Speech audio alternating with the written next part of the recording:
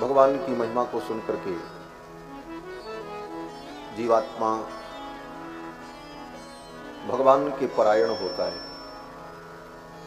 श्रीमद् भागवत महापुराण श्री वेदव्यास जी महाराज की सर्वोत्तम कृति है और श्रीमद् भागवत महापुराण में व्यास जी ने ज्ञान विज्ञान भक्ति का विस्तार से वर्णन किया। भगवान के स्वरूप का, भगवान के स्वभाव का, भगवान के प्रभाव का वर्णन किया। कल के सत्र में आप सभी लोगों ने भागवत जी का परिचय श्रवण किया। भागवत है क्या? भागवत वेद रूपी वृक्ष का पका हुआ फल है।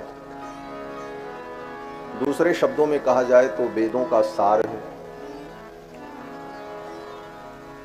वेदों में जो उपनिषद है जिसको वेदांत कहा जाता है, उस वेदांत में जो ब्रह्म तत्व का निरूपण है उसी का कथा के माध्यम से, उपाख्यान के माध्यम से वेदव्यास जी ने भागवत में वर्णन किया। सर्व वेदांत सारम ही श्री भागवत में निश्चते। समस्त वेदांत का सार श्रीमद् भागवत महापुराण है और ये भक्ति, ज्ञान और वैराग्य तीनों का संवर्धन करने वाला ग्रंथ है। नैमिषारण्य की पावन धरती पर 88,000 शौनकादि मुनियों को श्री सूत जी महाराज ये कथा सुना रहे हैं। शौनकादि मुनियों ने सूत जी से प्रश्न किया, इस कलिकाल में जीव के शोधन का उपाय क्या है? शोधने किम परायणम। और प्रश्न किया कि भगवान की प्राप्ति का साधन क्या है? कृष्ण प्राप्ति करम सस्वत साधनम तद्वदाधुना। भगवान कृष्ण की प्राप्ति का साधन क्या है? इस घोर कलयुग में लोग आसुरी प्रकृति के हो गए, ऐसे प्राणियों की शुद्धि कैसे हो? इन सारे प्रश्नों का उत्तर देते हुए सूत जी महाराज शौनकादि मुनियों को कथा सुनाते हैं और सूत जी कहते हैं, हे मुनियों, ये भगवान की कथा हमारे मन को, अंतःकरण को पवित्र करने वाली है और ये बड़ी दुर्लभ है। जन्म जन्मांतर के पुण्य प्रकट होते हैं तब भागवत कथा सुनने को मिलती। जन्मांतरे भवेत पुण्यम तदा भागवतम लभेत। जन्मांतर का पुण्य होगा तब भागवत मिलेगी।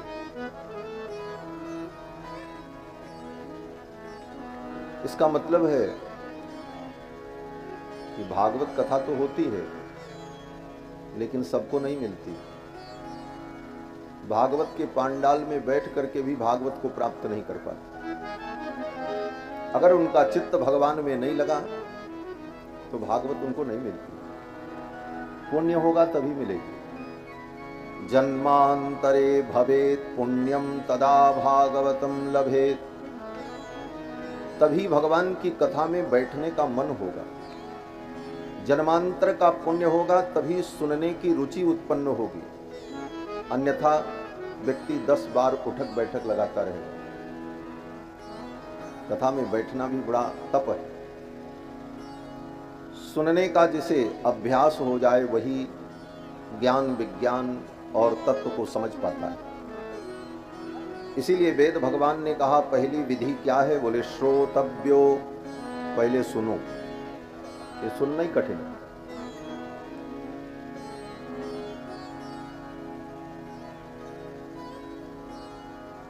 तीन घंटे व्यक्ति टीवी के सामने बैठ करके धारावाहिक देख सकता है, फिल्म देख सकता है, लेकिन 3 घंटे कह दो शांति से बैठ के कथा सुने, नहीं सुन सकते। जो पुण्यात्मा होते हैं वही श्रवण कर पाते हैं। जन्मांतरे भवेत पुण्यम तदा भागवतम लभेत।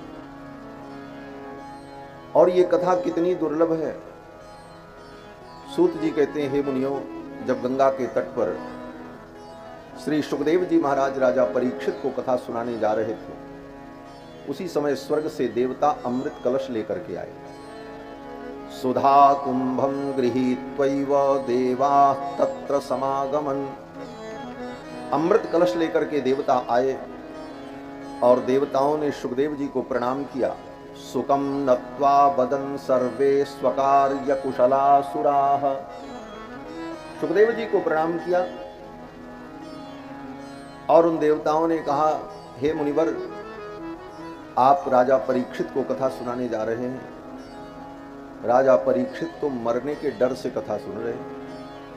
7वें दिन इनको तक्षक नाग काटेगा, इनकी मृत्यु होनी है, इस भय से ये कथा सुन रहे हैं। हम स्वर्ग से अमृत लाए हैं, ये अमृत इनको पिला दो। अमृत पी लेने पर तक्षक नाग के काटने पर भी इनकी मृत्यु नहीं होगी, क्योंकि अमृत पीने वाला अमर हो जाता है। और ये अमृत आप इनको दे दो, और जो भागवतामृत, कृष्ण कथामृत आप इनको पिलाने जा रहे हो, ये भागवतामृत हमको पिला दो, हम लोग सुन ले। ये देवताओं ने प्रस्ताव किया। कथा सुधाम प्रयक्षस्व गृहीत्वैव सुधामिमाम। इस स्वर्ग की सुधा को लेकर ये कथा सुधा आप हमें दे दो। ऐसा विनिमय अगर हो गया, एवं विनिमये जाते सुधा राज्ञा प्रपीयताम। ऐसा विनिमय अगर हो गया तो राजा अमृत पी लेंगे और प्रपास्यामो वयम सर्वे श्रीमद्भागवतामृतम, और हम देवता लोग भागवतामृत को पी लेंगे, अदला बदली हो जाए। सुखदेव जी ने देखा क्या करें। राजा परीक्षित की ओर देखा और पूछा, राजन तुम क्या चाहते? राजा परीक्षित ने कहा, गुरुदेव हम तो भगवान की कथा सुनना चाहते, हमें स्वर्ग का अमृत नहीं चाहिए, हम तो भागवतामृत का पान करना चाहिए। सुखदेव जी समझ गए और सुखदेव जी ने उन देवताओं को विदा कर दिया। सुखदेव जी ने समझ लिया ये भक्त नहीं है। अभक्तास्ताश्च विज्ञाय न ददौ स कथामृतम। उनको अभक्त समझकर सुखदेव जी ने उनको कथा प्रदान नहीं की, उनको विदा कर दिया। जिसके अंदर भगवान की भक्ति न हो, प्रेम न हो, उसे कथा नहीं सुनानी चाहिए। जिसके अंदर भगवत प्रेम हो वही कथा सुनने का अधिकारी है। नहीं तो वही स्थिति होती है, भैंस के आगे बीन बजावे भैंस बैठ पगुराए, जो शुद्ध कहावत है कि अगर भक्ति नहीं है तो भक्ति की बड़ी चर्चा की जाए, प्रेम की चर्चा की जाए, उसके हृदय में कुछ उतरता नहीं। सुखदेव जी ने विदा कर दिया, देवता चले गए और राजा परीक्षित को कथा सुनाई। बात बड़ी साधारण सी है, लेकिन इसका तात्पर्य यह है कि महाराज परीक्षित ने इस कथा के लिए स्वर्ग के अमृत को त्याग दिया। उनके सामने विकल्प था, अमृत पी सकते थे, देवता लेकर के आए थे सहर्ष, और एक बूंद दो बूंद नहीं, पूरा घड़ा लेकर के आए। सुधा कुंभम गृहीत्वैव देवाः तत्र समागमन। एक तरफ मृत्यु और एक तरफ मृत्यु से बचने का उपाय अमृत। लेकिन महाराज परीक्षित ने अमृत नहीं लिया, अमृत का वर्ण नहीं किया, अपितु भागवतामृत का वर्ण किया।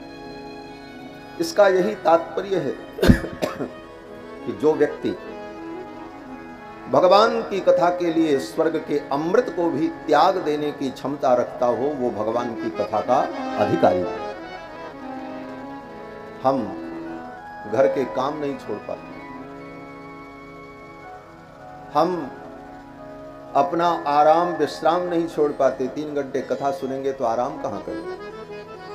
कथा सुनने चले जाएंगे तो घास कौन काटेगा? गाय को भूसा कौन खिलाएगा? अमुक काम कैसे होगा?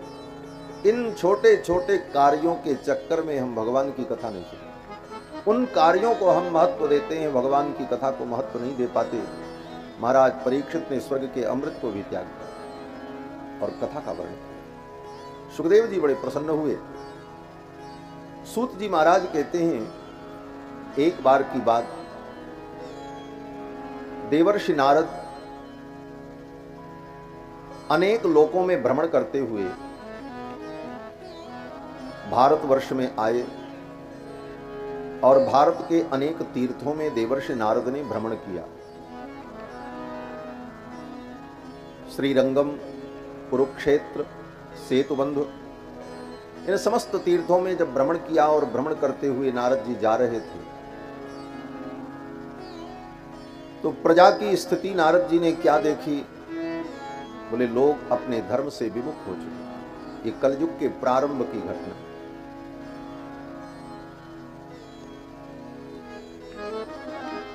ब्राह्मण वेद विक्रयी हो गए।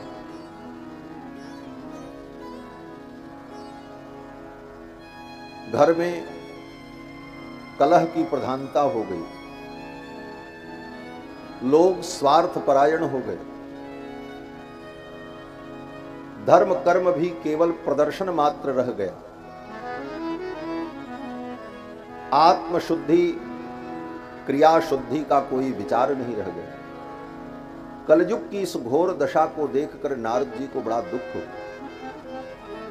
श्रीमद् रामचरितमानस में कलयुग के जो धर्म का वर्णन है वही वर्णन यहां पर भी यथावत कलयुग का स्वरूप जो। इसी प्रकार खेद खिन्न होकर के नारद जी विचरण करते करते वृंदावन में पहुंचे। वृंदावन में जमुना के तट पर उनको एक अद्भुत दृश्य दिखाई पड़ा। एक स्त्री रो रही थी और दो बूढ़े व्यक्ति उसके अगल बगल पड़े थे। नारद जी ने सोचा कोई होगी, वृंदावन है, इतने लोग आते जाते रहते। लेकिन उस स्त्री ने जब नारद जी को देखा तो नारद जी को बुलाया। उस स्त्री ने कहा कि भो भो साधो क्षणम तिष्ठ, हे साधु एक क्षण के लिए रुक जाओ। मत चिंतामपि नाशय, मेरी भी चिंता का नाश करो, मेरे भी दुख को दूर करो। नारद जी रुक गए। नारद जी ने पूछा, देवी आप क्यों दुखी हो, क्या कारण है? ये तुम्हारे अगल बगल पड़े हुए ये दो बूढ़े पुरुष कौन है? ये तुम्हारी सेवा करने वाली जो स्त्रियां हैं, दासियां हैं, ये कौन है? उस स्त्री ने कहा, देवर्षि मेरा नाम भक्ति है, मैं भक्ति हूं। भक्ति का मतलब जैसे किसी का नाम गीता, किसी का नाम संगीता, किसी का नाम अर्चना, वंदना, तो ऐसे ही नाम रहा होगा? लेकिन नहीं, भगवान की भक्ति, जिस भक्ति की हम कामना करते हैं, जिस भक्ति की महिमा शास्त्रों में कही गई है, वो भगवान की भक्ति ही मूर्तिमती होकर एक नारी के रूप में वृंदावन में प्रकट हुई। नारद जी को बड़ा सुख हुआ, मुझे भक्ति का दर्शन हो गया। नारद जी ने कहा, देवी आप कहां से आई, कैसे आई, ये भी तो बताओ। तो भक्ति महारानी ने कहा कि मैं द्रविड़ देश में उत्पन्न हुई, दक्षिण भारत में, और वहां से मैं जब चली उत्तर भारत की ओर तो कर्नाटक में मैं बड़ी हो गई। जन्म तो द्रविड़ देश में हुआ, कर्नाटक में मैं बड़ी हुई, महाराष्ट्र में मेरा कहीं कहीं प्रचार हुआ और गुजरात में आने पर मैं जीर्ण हो गई। फिर वहां से किसी प्रकार मैं वृंदावन पहुंची और वृंदावन में आने पर वृंदावन की पावन भूमि के प्रभाव से मैं तो पुनः स्वस्थ हो गई। लेकिन ये दोनों बूढ़े जो मेरे अगल बगल पड़े हैं, ये मेरे बेटे हैं। एक का नाम ज्ञान है और एक का नाम वैराग्य है। ये कलयुग के प्रभाव से बूढ़े हो गए, और बूढ़े ही नहीं हो गए, मृतप्राय है। मरे तो नहीं है, लेकिन मरे जैसे ही इनको समझो। भक्ति महारानी की यही स्थिति थी। भक्ति महारानी ने कहा कि उत्पन्ना द्रविणे साहम वृद्धिम कर्नाटके गता, क्वचिन क्वचिन महाराष्ट्रे गुर्जरे जीर्णताम गता। अहम भक्तिरिति ख्याता इमौ में तनयौ मतौ, ज्ञान वैराग्य नामानो काल योगेन जर्जरो। ये मेरे पुत्र हैं, एक का नाम ज्ञान है, एक का नाम वैराग्य है, और कलयुग के प्रभाव से ये जर्जर हो गए। और ये सेवा करने वाली जो मेरी दासियां हैं, ये भारत की पवित्र नदियां हैं, गंगा, जमुना, सरस्वती, कावेरी, कृष्ण, वेणा, तापी, गोदावरी, तुंगभद्रा, कृतमाला, पयस्वनी, ये भारत की पवित्र प्रवाहिनी सरिताएं हैं, जो देवी का रूप धारण करके मेरी सेवा कर रही हैं, शुश्रूषा कर रही हैं, मेरी साज संहार कर रही हैं। आप कृपा करो, मेरे इन पुत्रों को ठीक कर दो। भक्ति युवती थी और उसके पुत्र ज्ञान वैराग्य बूढ़े हो चुके। मां जवान हो और बेटे बूढ़े हों, ये तो उल्टा है। मां वृद्ध हो जाए, बेटे जवान हो, ये तो देखा जाता है। भक्ति महारानी ने कहा, यही विडंबना है देवर्ष, आप कृपा करो, ये मेरे पुत्र स्वस्थ हो जाएं, यही मेरे दुख का कारण है। बंधुओं, यही स्थिति हमारी आपकी है। भक्ति तो हृदय में है, लेकिन भक्ति जीर्ण हो गई। किसी प्रकार भक्ति स्वस्थ होती है, लेकिन कब बोले, जब वृंदावन, अयोध्या, चित्रकूट जाओ तब। जब हम तीर्थों में जाते हैं तो भक्ति थोड़ी स्वस्थ दिखाई पड़ती है, खूब दर्शन का आनंद लेते हैं, भाव भी होता है, लेकिन भक्ति के पुत्र ज्ञान वैराग्य मृतप्राय पड़े रहते हैं।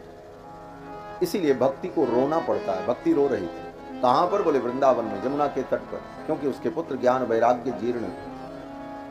यही स्थिति हमारी आपकी है। भक्ति तो हृदय में है।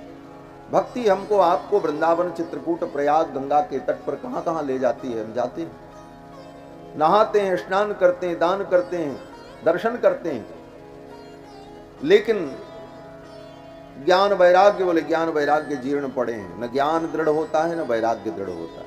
सब घूम के चले आते हैं, ज्यों के त्यों रह जाते हैं। न ज्ञान दृढ़ हुआ, न वैराग्य दृढ़ हुआ।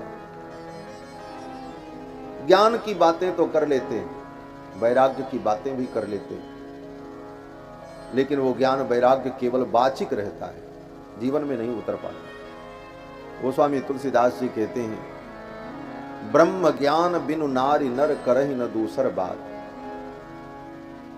बात की अगर बात करें तो ज्ञान वैराग्य की बात हर व्यक्ति करता है, दूसरी बात करता ही नहीं। लेकिन एक कौड़ी के लोभ में व्यक्ति गुरु गोविंद से भी घात करने के लिए तैयार है। कौड़ी लागी लोभ बस करें विप्र गुरु घात। कारण बोले, ज्ञान वैराग्य दृढ़ नहीं। यही भक्ति का दुख है। हम भक्ति करते हुए भी दुखी होते हैं, क्योंकि ज्ञान वैराग्य दृढ़ नहीं। छोटी छोटी समस्याएं हमें विचलित कर देती, क्योंकि ज्ञान दृढ़ नहीं, वैराग्य दृढ़ नहीं। भक्ति की यही समस्या थी। नारद जी ने विचार किया, ज्ञान वैराग्य को स्वस्थ करने के लिए इनको उपनिषद सुना दे। हाँ, वेदांत सुनने पर, उपनिषद पढ़ने पर ज्ञान होता है। वेद वेदांत सुना दिया, ज्ञान वैराग्य ज्यों के त्यों पड़े रहे, नहीं उठे। नारद जी ने सोचा इनको गीता सुना दें, गीता तो ज्ञान का भंडार है। गीता सुनाया। गीता का एक बार दो बार नहीं, कई बार पाठ सुनाया। गीता पाठैर मुहुर्मुहु, लेकिन न ज्ञान उठा न वैराग्य उठा, दोनों ज्यों के त्यों पड़े। वेद वेदांत घोषैश्च गीता पाठैर मुहुर्मुहु। तब नारद जी को चिंता हुई, वेद वेदांत उपनिषद सुनाने पर भी, गीता का पाठ सुनाने पर भी ज्ञान वैराग्य नहीं जगे, अब मैं क्या करूं। और यही हमारे आपके जीवन में होता है। वेद वेदांत पढ़ लेते हैं, बड़ी बड़ी फिलॉसफी पढ़ लेते हैं, दर्शन पढ़ लेते हैं, गीता पढ़ लेते हैं, लेकिन ज्ञान वैराग्य दृढ़ नहीं होता। तब नारद जी बड़े दुखी हुए और उसी समय आकाशवाणी हुई, एतदर्थम तु सत्कर्म सुरर से तुम समाचार। हे देवर्षि, इनके लिए तुम सत्कर्म करो तो ये ठीक हो जाए। ये आकाशवाणी बड़ी सीमित थी। आकाशवाणी ने कहा सत्कर्म करो, नारद जी ने सोचा कौन सा सत्कर्म करें, कौन से सत्कर्म करने पर ज्ञान वैराग्य ठीक हो जाएंगे। नारद जी को जब कुछ समझ में नहीं आया तो नारद जी ने भक्ति महारानी से कहा, देवी आप तो यहीं रुको, अब मैं जा रहा हूं। बोले कहां?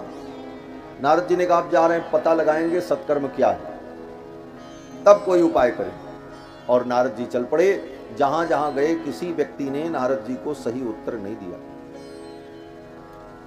सूत जी महाराज कहते हैं कुछ महात्मा तो नारद जी को देखकर ये कहने लगे कि देवर्ष आपका जो प्रश्न है ये बड़ा कठिन है, इसका उत्तर तो हम नहीं दे पाएंगे। कुछ लोगों ने देखा कि नारद जी आ रहे हैं, ऐसा प्रश्न लेकर के उत्तर कहां से दें, तो मौन हो गए, मूकी भूता, मौन हो गए। नारद जी आए तो उन्होंने कहा देख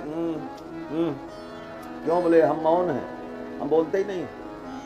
बच गए, उत्तर नहीं देना पड़ा। आगे तो बड़ी अद्भुत बात हो गई।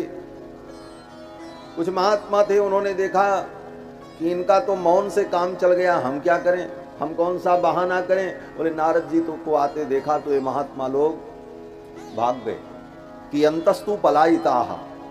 सूत जी कहते हैं पलायित हो गए, चले ही गए। बोले कौन नारद जी के प्रश्न का उत्तर दे सकता है कि अंतस्तु पलायिताः। नारद जी को जब कहीं उत्तर नहीं मिला तो नारद जी घूमते घूमते उत्तराखंड पहुंचे। ऐसे प्रश्नों का उत्तर तो उत्तराखंड की कंदराओं में ही प्राप्त होता है, जहां बड़े बड़े तपस्वी महात्मा मुनि विराजमान है। उसका नाम ही उत्तराखंड है, वहां बड़े सब प्रश्नों के उत्तर मिल जाते हैं। नारद जी पहुंचे और नारद जी ने देखा बद्री विशाल भगवान, बद्री नारायण भगवान की सन्निधि में सनक सनंदन सनातन सनत कुमार ब्रह्मा जी के मानस पुत्र नारद जी के बड़े भैया, ये इनके बड़े भैया हैं, ब्रह्मा के पुत्र हैं, ये चारों भाई सत्संग के लिए वहां पर आए हुए थे। कल मैंने चर्चा की थी, इन चारों भाइयों के जीवन में भगवान की कथा का व्यसन है। ये सदा भगवान की कथा में ही जीते हैं, कथा में ही रहते हैं, कथा को ही पीते हैं, कथा में ही अपने चित्त को मन को लगाते हैं। ऐसे सनकादिकों को नारद जी ने देखा। सनकादिकों ने नारद जी को देखा तो सनकादिकों ने पूछा, मुनिवर आप इतने चिंतित क्यों हैं, क्या कारण है? और तुम्हारे जैसे विरक्त महात्मा को इतनी चिंता नहीं होनी चाहिए, क्या कारण?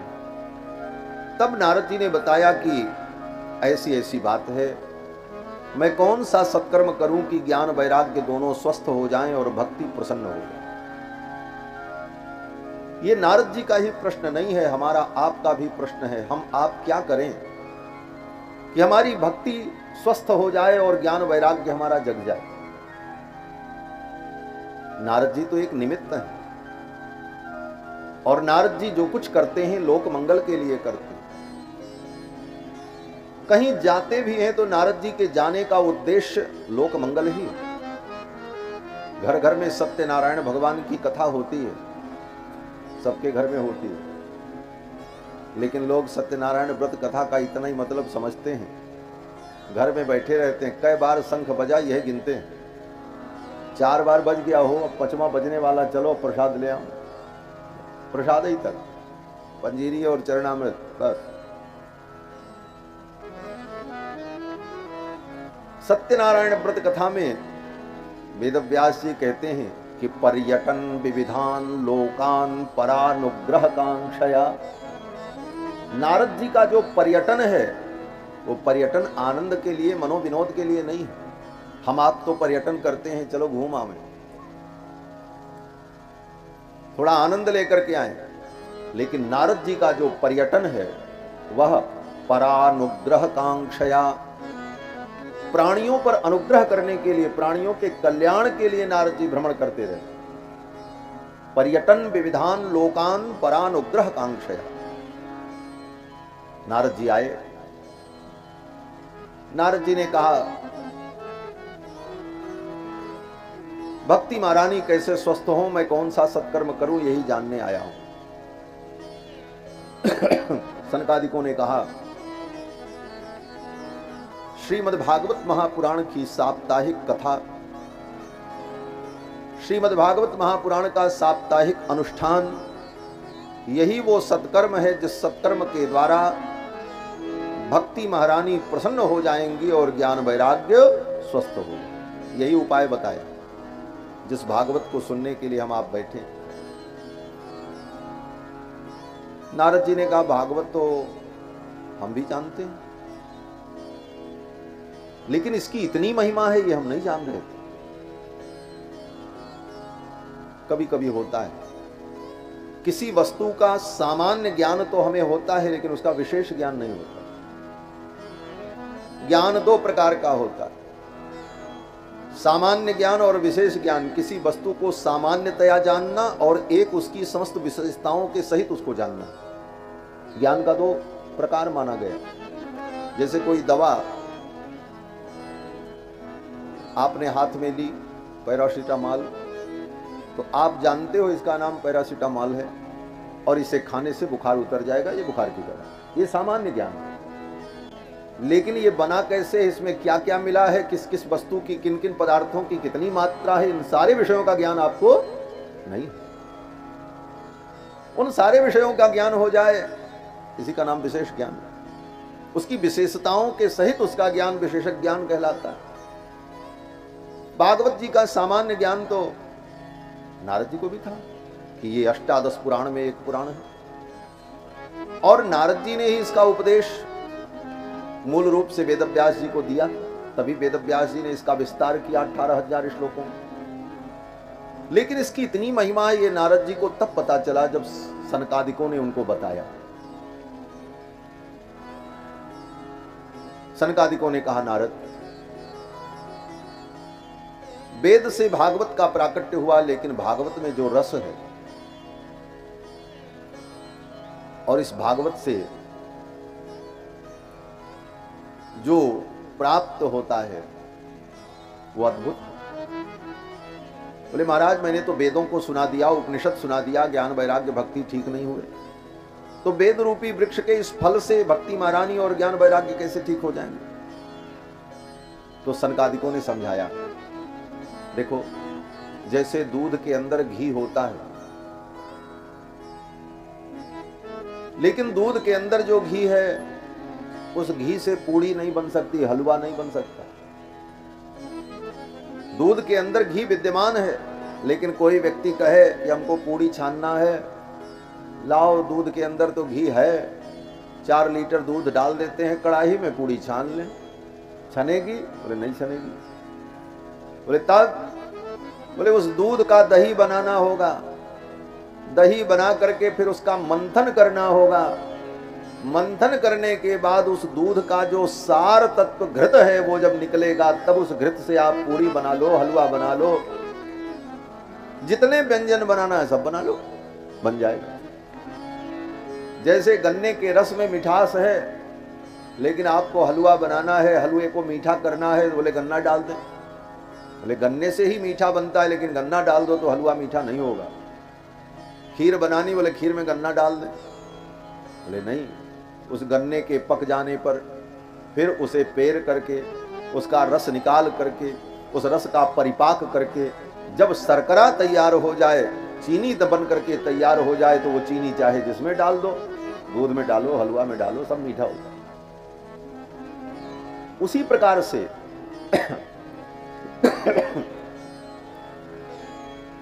वेद में ही संपूर्ण ज्ञान विज्ञान है, लेकिन उसमें से उसे निकालना, तो जैसे दूध में घृत था, दूध को दही बनाया, जमाया, फिर मथानी से मथा, तब घृत निकला।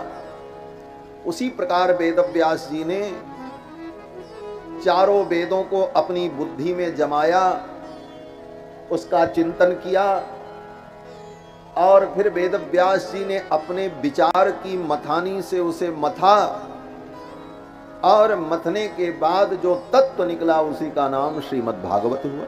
वो श्रीमद् भागवत महापुराण। अब इस श्रीमद् भागवत महापुराण में जो सार है, जो रस है, इसका जितना व्यंजन बनाना हो बना लो, भक्ति के सारे व्यंजन बन जाए। श्रवणम कीर्तनम विष्णु स्मरणम पाद सेवनम। नारद जी को बात समझ में आ गई। नारद जी ने प्रणाम किया, बोले आज तो मेरा भाग्योदय हो गया। जीव का जब भाग्योदय होता है तभी ऐसे संतों का दर्शन होता है। नारद जी कहते हैं कि भाग्योदयेन बहुजन्म समर्जितेन सत्संगमं च लभते पुरुषो यदा वै अज्ञान हेतु कृत मोह मदांधकार नाशम विधाय हि तदोदयते विवेकः। हे मुनिवर, जब जीव का भाग्योदय होता है, जन्म जन्मांतर के पुण्य प्रकट होते हैं, तब ऐसा संतों का समागम मिलता है। और इसका फल क्या है? ले अज्ञान का हेतु जो मोह है, उस मोह का विनाश होता है और विवेक की उत्पत्ति होती है। अज्ञान हेतु कृत मोह मदांधकार नाशम विधाय ही तदोदयते विवेकः। इसी श्लोक का अक्षरशः अनुवाद गोस्वामी तुलसीदास जी ने रामायण में किया। बिनु सत्संग विवेक न होई, राम कृपा बिनु सुलभ न सोई। सत्संग से ही विवेक की उत्पत्ति होती है। विवेक क्या है? बोले विवेक भी ज्ञान की एक काष्ठा है। अभी कहा ना, सामान्य ज्ञान और विशेष ज्ञान। विशेष ज्ञान का नाम ही विवेक है, जिसमें हर वस्तु के विवेचन की क्षमता हो और उसके स्वरूप का ठीक ठीक ज्ञान हो, उसी का नाम विवेक है। सत असत का अंतर करने वाली जो बुद्धि हो, जो ज्ञान हो, उसी का नाम विवेक है। और ये विवेक सत्संग से उत्पन्न होता है। नारद जी बड़े प्रसन्न हुए। नारद जी ने कहा तो ये भागवत की कथा कौन सुनाएगा? सनकादिकों ने कहा हम सुनाएंगे। बोले कहाँ सुनाएंगे? बोले चलो हरिद्वार। बद्रीनाथ धाम से उतर करके हरिद्वार आए, गंगा के तट पर। गंगा द्वार समीपे तु तटमानंद नामकम। हरिद्वार का एक नाम है गंगा द्वार। गंगा द्वार समीपे तु तटमानंद नामकम। आनंद तट पर हरिद्वार में हमारे पूज्य महाराज श्री कहते थे कि वेदव्यास जी ने हरिद्वार का झगड़ा मिटा दिया। बोले क्या झगड़ा मिटा दिया? बोले वेदव्यास जी कहते गंगा द्वार, हरिद्वार का नाम गंगा द्वार। बोले क्या झगड़ा था? बोले भगवान हरि के भक्तों ने कहा इसका नाम हरिद्वार है। क्यों? बोले हरि भगवान बद्री नारायण, उनके यहाँ जाने का ये द्वार है, यहीं से जाया जाता है, इसलिए इसका नाम हरिद्वार। भगवान शंकर के भक्तों ने कहा नहीं, इसका नाम हरद्वार है। हर माने भगवान शंकर और उनका द्वार है। क्यों? बोले यहाँ से केदारनाथ जाया जाता है। वेदव्यास जी ने कहा न हरद्वार न हरिद्वार, इसका एक नया नाम हम दे रहे हैं, इसका नाम गंगा द्वार। गंगा द्वार समीपे तु तटमानंद नामकम। गंगा का संबंध दोनों से। भगवान के चरण से गंगा प्रकट हुई और भगवान शिव के मस्तक पर विराजमान हुई, इसका नाम गंगा द्वार। हरिद्वार में आए, कथा का आयोजन हुआ। बड़े बड़े ऋषि मुनि महात्मा लोग कथा सुनने के लिए आए। और कैसे आए? बोले दौड़ते हुए आए। धावन्तोऽप्याययुः सर्वे प्रथमं ये च वैष्णवाः। जो वैष्णव थे, भगवान के भक्त थे, वे सब कथा सुनने के लिए दौड़ते हुए आ गए। भगवान की कथा होने जा रही है, ये सुनकर जो भाव विभोर होकर के दौड़ पड़े। बोले जल्दी चले, कहीं विलंब हो गया तो कथा छूट जाएगी। व्यास जी आकर के व्यास पीठ पर बैठ गए और उन्होंने मंगलाचरण किया और हम पीछे रह गए तो हम मंगलाचरण में सम्मिलित नहीं हो पाए। कथा सुनने की यही विधि है। व्यास जी महाराज व्यास पीठ पर आवे, उसके पहले आकर के अपना स्थान ग्रहण कर ले और भगवान का स्मरण करते हुए प्रतीक्षा करें। अब व्यास भगवान पधारेंगे और जब व्यास भगवान पधारें तो मानसिक प्रणाम निवेदन करते हुए अपने स्थान पर विराजमान होकर उनके द्वारा किए गए मंगलाचरण को भाव से श्रवण करें। और जब तक व्यास जी महाराज कथा सुनावें, जब तक व्यास जी उठ न जाएं, तब तक मंडप छोड़कर, कथा छोड़ करके व्यक्ति न जाए। यही कथा सुनने की विधि। कथा सुनने की यह विधि नहीं कि जब आओ बैठ जाओ, जब मन करे चले जाओ। ये कोई नेता का भाषण थोड़ी है कि जब मन किया सुने, मन किया नहीं सुने, नहीं मन किया चल दिए। ये कथा का अनादर है, अपमान है। कथा के प्रति भाव आकर के पहले से ही हम विराजमान हो जाएं, और किसी कारण से अगर देर हो गई आने में, तो देर से आए तो जहां जगह मिले वहीं बैठ जाए। ये नहीं कि आगे दौड़ करके आए, हम भी फूल माला चढ़ाएं, सबको प्रणाम करें, सब हमको देखे तब हम बैठे कि हाँ हम भी आ गए। बोले इन सब प्रदर्शनों से ऊपर उठकर आकर के जहां स्थान मिल जाए शांति पूर्वक बैठ जाए और दत्त चित्त होकर के कथा। ये मर्यादा तो राम जी से सीखो।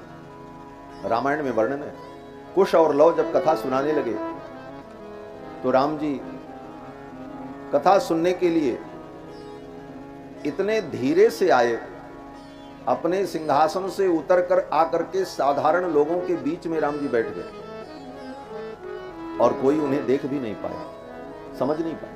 सचापि राम परिषद गतस्सनैहि बुभूषया सक्तमना बभूव। धीरे से आकर के राम जी साधारण लोगों के बीच में बैठ गए, जो चक्रवर्ती सम्राट हैं, राजाधिराज हैं। ये नहीं कि आगे वाली कुर्सी हमको मिले। कथा में तो लोग आते हैं, बढ़िया सोफा हमको आगे मिले, हमको पीछे ना बैठना पड़े, हम ऐसे जगह बैठें जहां से हम सबको देखें और सब हमको देखें। लेकिन राम जी ने ऐसा नहीं किया। सचापि राम परिषद गतस्सनैहि। इतने धीरे से राम जी अपने सिंहासन से उतर करके आए और लोगों के बीच में बैठ गए, जिसके बगल बैठे उसको भी पता नहीं चला कि हमारे बगल राम जी आके बैठे। ये कथा में आने की मर्यादा है। अब तो कथा जब प्रारंभ हुई, हरिद्वार में बड़े बड़े ऋषि मुनि महात्मा कथा सुनने के लिए आए। कौन आए, मैं केवल नाम बताऊंगा। भृगुर वसिष्ठश्च वनश्च गौतमो, सब नाम आपको मालूम है। भृगुर वसिष्ठश्च वनश्च गौतमो मेधातिथिर्देवल देवरातौ। भृगु वशिष्ठ च्यवन मेधातिथि देवल देवरात, मृकंड पुत्र मार्कंडेय, पिप्पलाद, ये बड़े बड़े महामुनि लोग कथा श्रवण करने के लिए आए। और अकेले नहीं आए, सहपुत्र शिष्याः, अपने पुत्र को, अपने शिष्य को, अपनी पत्नी को, सबको लेके आए। वेद वेदांत कथा सुनने आए, वेद की ऋचाएं कथा सुनने के लिए आई। और कथा जब प्रारंभ हुई, सनकादिकों ने कथा प्रारंभ की, तब तक कथा के मध्य में भक्ति महारानी भी आ गई। और भक्ति महारानी कैसे आई? बोले भक्ति सुतौ तौ तरुणौ गृहीत्वा प्रेमैक रूपा सहसा विरासीत। भक्ति महारानी अपने पुत्र ज्ञान वैराग्य को लेकर कथा में आ गए। उन्हीं के लिए कथा हो रही। ये कथा किसके लिए होती? दिखाने के लिए, बताने के लिए, जनाने के लिए? कहते नहीं, कथा तो भक्ति ज्ञान वैराग्य के लिए हो। इससे हमारी भक्ति पुष्ट हो, हमारा ज्ञान वैराग्य पुष्ट हो। और भक्ति के लिए ही कथा हो रही। भक्ति महारानी आ गई और अपने पुत्र ज्ञान वैराग्य को लेकर के आई। और कहां आ गई? बोले उधर श्रोता बैठे थे, इधर वक्ता थे। श्रोता और वक्ता के बीच में जो खाली जगह थी, वहीं पर भक्ति महारानी अपने पुत्र ज्ञान वैराग्य को लेकर के आ गई। आप ऐसे समझो जैसे आप लोग वहां बैठे हो, हम यहां बैठे, बीच में एक खाली जगह, मध्य में, मुनियों के मध्य में, उधर मुनि महात्मा बैठ करके कथा सुन रहे थे, सनकादिक सुना रहे थे। भक्ति महारानी अपने पुत्र ज्ञान वैराग्य को लेकर के आ गई। भक्ति सुतौ तौ तरुणौ गृहीत्वा प्रेमैक रूपा सहसा विरासीत। श्री कृष्ण गोविंद हरे मुरारे नाथेति नामानि मुहुर्वदन्ति। और भक्ति महारानी जब आई तो भक्ति महारानी कुछ गुनगुना रही थी। भक्ति महारानी के मुख से मधुर मधुर शब्द निकल रहा। क्या शब्द? बोले श्री कृष्ण गोविंद हरे मुरारे हे नाथ नारायण वासुदेव। भगवान के इन्हीं नामों का उच्चारण करती हुई भक्ति महारानी आ गई अपने पुत्र ज्ञान वैराग्य को लेकर। मध्य मुनि नाम इति तर्कयंता। और मुनियों के मध्य में जब आ गई तो लोगों ने देखा, जब वो प्रकट हो गई तब देखा तो लोगों ने सनकादिकों से पूछा, गुरुदेव ये भक्ति महारानी किधर से आई? इधर से भी नहीं आई, इधर से भी नहीं आई, इनको आते किसी ने देखा नहीं, और ये बीचों बीच में आकर के कहां से प्रकट हो गई? कथम प्रविष्टा कथम आगते, किधर से प्रविष्ट हुई, कैसे आई? कथम प्रविष्टा कथम आगतेयम मध्य मुनि नाम इति तर्कयंतः। तर्क होने लगा, विचार होने लगा, कहां से आई, कैसे आई, किसी ने देखा ही नहीं इनको आते। तब सनकादिकों ने उत्तर दिया। क्या उत्तर दिया? बोले ये कहीं से नहीं आई, आती तब ना कोई इनको देखता। बोले तब? बोले ये यहीं प्रकट हुई। बोले कहां से प्रकट हुई? तो सनकादिकों ने कहा कि कथार्थतो निष्पतिता धुनेयम। ये जो भगवान की कथा है ना, इसी कथा के अंदर से इनका प्रादुर्भाव हुआ। कथार्थतो निष्पतिता धुनेयम, अधुना इदानीमेव, अभी अभी इनका प्रादुर्भाव हुआ है और इसी कथा के द्वारा प्रादुर्भाव। अर्थात हमारे आपके जीवन में भक्ति ज्ञान वैराग्य कहीं से आएगा ऐसी बात नहीं। हम कथा श्रवण करेंगे तो कथा में ही भक्ति महारानी का प्रादुर्भाव होगा। आप कथा सुनने लग जाओ, भक्ति भी आ जाएगी, ज्ञान वैराग्य भी आ जाएगा।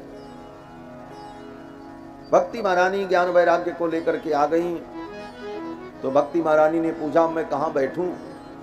आपकी कथा में बड़ी भीड़ है, बैठने की कोई जगह ही नहीं है, मेरे लिए आपने कोई आसन नहीं लगाया। तो सनकादिकों ने कहा कि ये जितने श्रोता बैठे हैं कथा सुनने, इनके मन में जाकर के आप बैठ जाओ। निरंतरम वैष्णव मानसानी, इन वैष्णवों के भक्तों के मन में जाकर के, इनके चित्त में, इनके हृदय में आप विराजमान हो जाओ। और भक्ति महारानी अपने पुत्र ज्ञान वैराग्य को लेकर उन श्रोताओं के हृदय में जाकर के बैठ गई। इसका मतलब, इसका यही मतलब हुआ कि भगवान की कथा जब आप सुनोगे तो इसी कथा में भक्ति महारानी का प्रादुर्भाव होगा ज्ञान वैराग्य के सहित, और वो भक्ति महारानी अपने पुत्र ज्ञान वैराग्य को लेकर आपके हृदय में बैठ जाएंगी, आसन जमा लेंगी। भक्ति महारानी जीवन में आ गई। बोले इसका फल क्या होगा?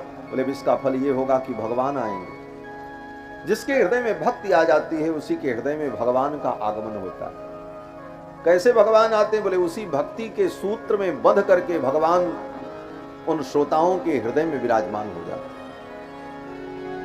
प्रविशति हृदय तेषाम भक्ति सूत्रोपनद्धा, भक्ति के सूत्र में नद्ध होकर, बंध कर भगवान हृदय में विराजमान हो जाते हैं। यही कथा सुनने का फल है। भक्ति महारानी स्वस्थ हो गई, ज्ञान वैराग्य स्वस्थ हो गए। फिर तो सनकादिकों ने कथा सुनाते हुए भागवत की महिमा का वर्णन किया, धुंधकारी का उपाख्यान सुनाया। धुंधकारी का उपाख्यान बड़ा प्रसिद्ध है। आत्मदेव ब्राह्मण के पुत्र धुंधकारी, धुंधकारी अपने पाप कर्मों के कारण प्रेत हो गए, मर करके प्रेत हो गया। उसके भाई श्री गोकर्ण जी ने तीर्थ यात्रा के क्रम में गया में श्राद्ध किया, लेकिन धुंधकारी को मुक्ति नहीं मिली। गोकर्ण जी महाराज लौट करके जब अपने घर आए, रात्रि में शयन किया तो वो धुंधकारी प्रेत प्रकट हो गया। कभी भैंसे का रूप धारण कर ले, कभी बकरे का रूप धारण कर ले, कभी मेष का रूप। गोकर्ण जी महाराज ने अभिमंत्रित जल का छींटा दिया तो उसके अंदर बोलने की कुछ शक्ति आई। गोकर्ण जी ने पूछा, तुम कौन हो? तो धुंधकारी ने कहा कि अहम भ्राता त्वदीयोस्मि धुंधकारी नामतः, मैं आपका भाई धुंधकारी हूं। गोकर्ण जी ने कहा, तुम प्रेत हो गए? धुंधकारी ने कहा, हाँ। स्वकीय नैव दोषेन ब्रह्मत्वम नाशितम मया, मैंने अपने ही पाप कर्मों के कारण अपने ब्राह्मणत्व को नष्ट कर दिया, उसी का ये फल है। जो ब्राह्मण के कुल में उत्पन्न होकर ब्राह्मणोचित आचरण नहीं करता तो वो स्वयं का विनाश करता है, यही तात्पर्य हुआ। स्वकीय नैव दोषेन ब्रह्मत्वम नाशितम मया, मैंने स्वयं अपने ब्राह्मणत्व का नाश किया और प्रेत बन गए।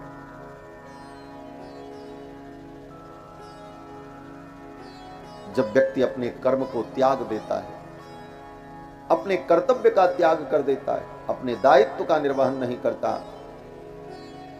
तो वह प्रेत ही हो जाता है, उसे प्रेतत्व की प्राप्ति हो जाती है। उसके उद्धार के लिए गोकर्ण जी ने गया में पिंडदान किया, फिर भी वो मुक्त नहीं हुआ। जिसने अपने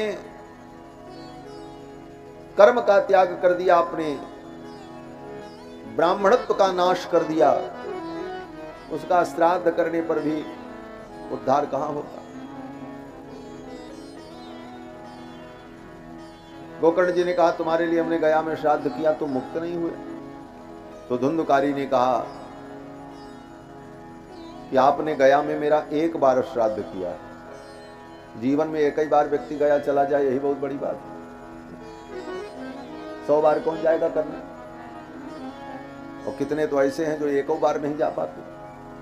भगवान श्री राम ने श्रीमद् वाल्मीकि रामायण में कहा है भरत जी से चित्रकूट में कि एष्टव्या बहवः पुत्रा, अनेक पुत्र उत्पन्न करना चाहिए पुरुष को।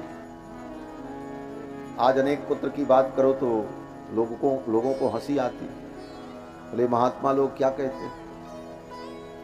आजकल तो समाज में हम दो हमारे दो का सिद्धांत चल रहा है, लेकिन राम जी ने तो यही कहा है एष्टव्या बहवः पुत्रा, अनेक पुत्रों को उत्पन्न करो।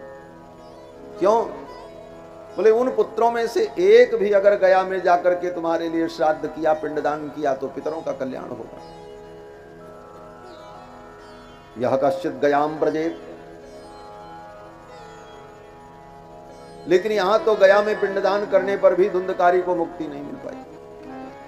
धुंधकारी ने कहा 100 बार गया में मेरा श्राद्ध करो, फिर भी मुझे मुक्ति नहीं मिलेगी। गया श्राद्ध सते नापि मुक्तिर में न भविष्यति। तब गोकर्ण जी महाराज को बड़ी चिंता हुई, गया श्राद्ध करने पर भी से मुक्ति नहीं मिली। तो सूर्य भगवान से पूछा, सवेरे संध्या वंदन करके सूर्य भगवान को जब अर्घ्य दिया, ब्राह्मण का धर्म है प्रातः मध्याह्न सायं 3 बार संध्या वंदन करना चाहिए। 3 बार कौन कहे, 1 बार भी संध्या वंदन व्यक्ति नहीं कर पा रहा। संध्या क्या होती है पता ही नहीं।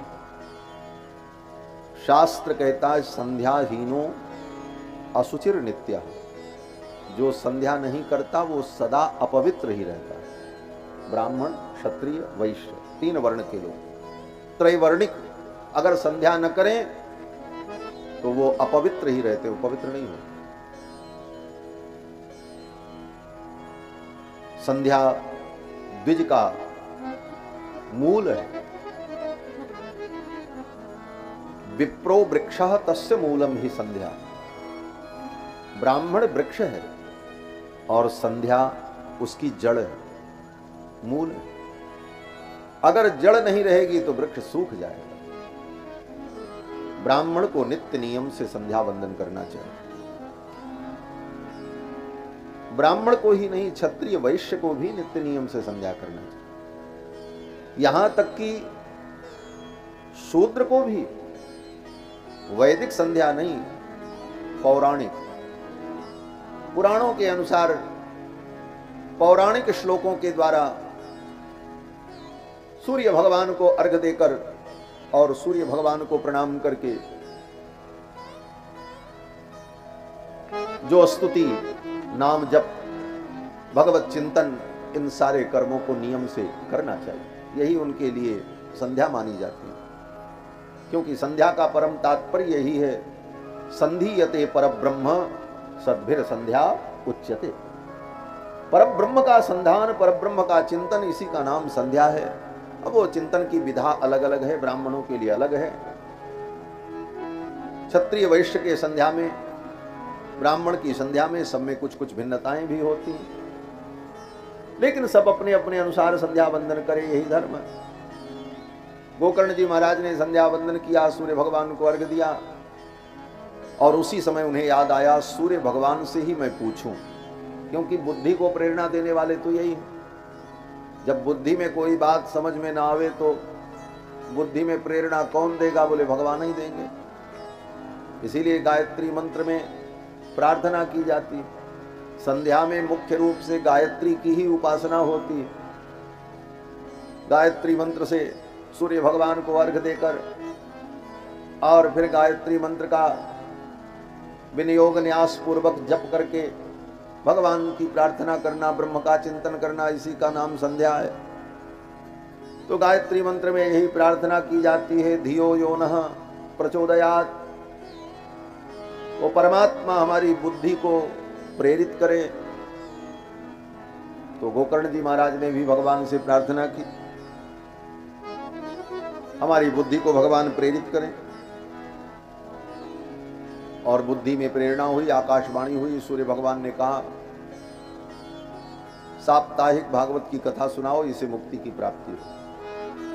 सूर्य भगवान के कहने पर गोकर्ण जी महाराज ने साप्ताहिक भागवत की कथा का अनुष्ठान किया, और 7वें दिन जब कथा समाप्त हुई तो धुंधकारी प्रेत योनि से मुक्त हो गए। प्रेत होकर एक खंभे में बैठकर, एक बांस में बैठकर वो कथा सुनता रहा और मुक्त हो गए। इस कथा से प्रेरणा लेनी चाहिए। धुंधकारी बांस में बैठ करके 7 दिन तक कथा सुनता रहा। हम आप बिस्तर पे बैठ के कथा नहीं सुन पा रहे। सोफा लगाओ, गद्दा लगाओ, पंखा लगाओ, फिर भी कथा नहीं सुन सकते। और वो बोले बांस में बैठ के कथा सुने, और कितने भाव से सुने। बाकी श्रोता तो सुन करके जब जाते थे तो कथा को वहीं पांडाल में छोड़ के जाते थे। ऐसे ही श्रोता सुनते भी। क्यों? बोले यहां से निकलने के बाद जाते समय रास्ते भर यही सोचते जाते, 3 घंटा कथा सुन के आए, अमुक काम बाकी रह गया, आप चलें जल्दी जल्दी, ये काम करें, वो काम करें, अमुक काम बाकी रह गया। और कथा में भी रह करके उन्हीं बातों का स्मरण होता रहता, अभी बहुत काम बाकी, आज सब देर हो जाएगा, सब काम समय से नहीं होगा। तो कथा का चिंतन कम, संसार के प्रपंच का चिंतन ज्यादा। लेकिन धुंधकारी को तो कोई प्रपंच था नहीं, उसको तो कथा ही सुननी थी। धुंधकारी बड़े भाव से कथा सुनता था और उसे मुक्ति मिल गई। उसके लिए विमान आया। 7वें दिन उसका प्रेत शरीर समाप्त हो गया। सुंदर किरीट मुकुट धारण किए, पीतांबर धारण किए हुए चतुर्भुज रूप में प्रकट हुआ। देवता विमान लेकर के आए और विमान में बैठ करके धुंधकारी भगवत धाम चला गया।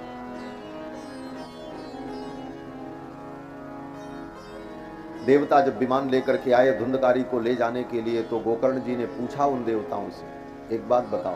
बोले क्या?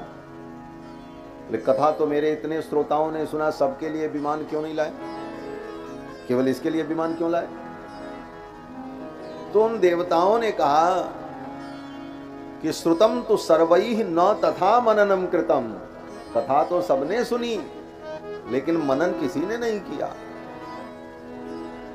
कैसा मनन? बोले धुंधकारी ने जैसा मनन किया, चिंतन किया, वैसा चिंतन मनन किसी ने नहीं किया। लोग क्या करते थे, धुंधकारी क्या करता था? बोले धुंधकारी कथा सुनने बैठता था तो कथा सुन करके भाव विभोर होकर के रोता, उसके आंखों से अश्रुपात होता।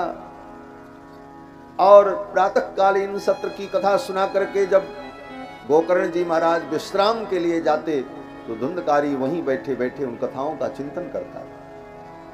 कब समय होगा फिर व्यास जी पधारेंगे, फिर मैं उनकी वाणी सुनूंगा। फिर व्यास जी दूसरे सत्र में पधारते, फिर कथा श्रवण करता।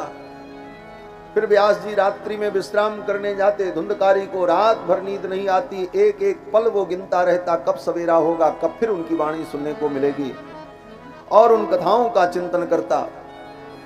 यही करते धुंधकारी को 7 दिन बीत गए। परिणाम बोले 7वें दिन उसके लिए विमान प्रकट हुआ। देवताओं ने कहा, श्रुतम तो सर्वैः न तथा मननम कृतम। कथा तो सबने सुनी, लेकिन जो मनन धुंधकारी ने किया वो किसी ने नहीं किया, इसलिए फल में भेद हो गया। तो लोगों ने जब सुना तो लोगों ने कहा, अरे हमसे तो बहुत बड़ी भूल हो गई, हम जानते कि इसकी इतनी महिमा है तो हम भी ऐसे ही सुनते। तो गोकर्ण जी ने कहा, अब तो हो गई। गांव के लोगों ने कहा, नहीं नहीं महाराज, आप तो हमारे गांव के ही हो, हमारे अपने हो, आप ऐसा करो फिर एक बार कथा सुनाओ। हाँ, एक भागवत पूरी हुई, दूसरे दिन से फिर भागवत शुरू हो गई 7 दिन की। पहली कथा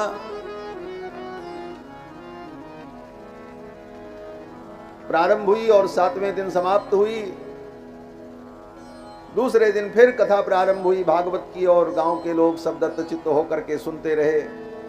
जब 7 दिन बीता तो 7वें दिन भगवान ही विमान लेकर के आ गए। धुंधकारी के लिए तो देवता विमान लेकर के आए थे, लेकिन गोकर्ण जी के लिए और उन श्रोताओं के लिए भगवान ही विमान लेकर के आए। और भगवान ने विमान से उतर करके गोकर्ण जी को हृदय से लगा लिया और कहा, हम सबको लेने आए हैं, चलो।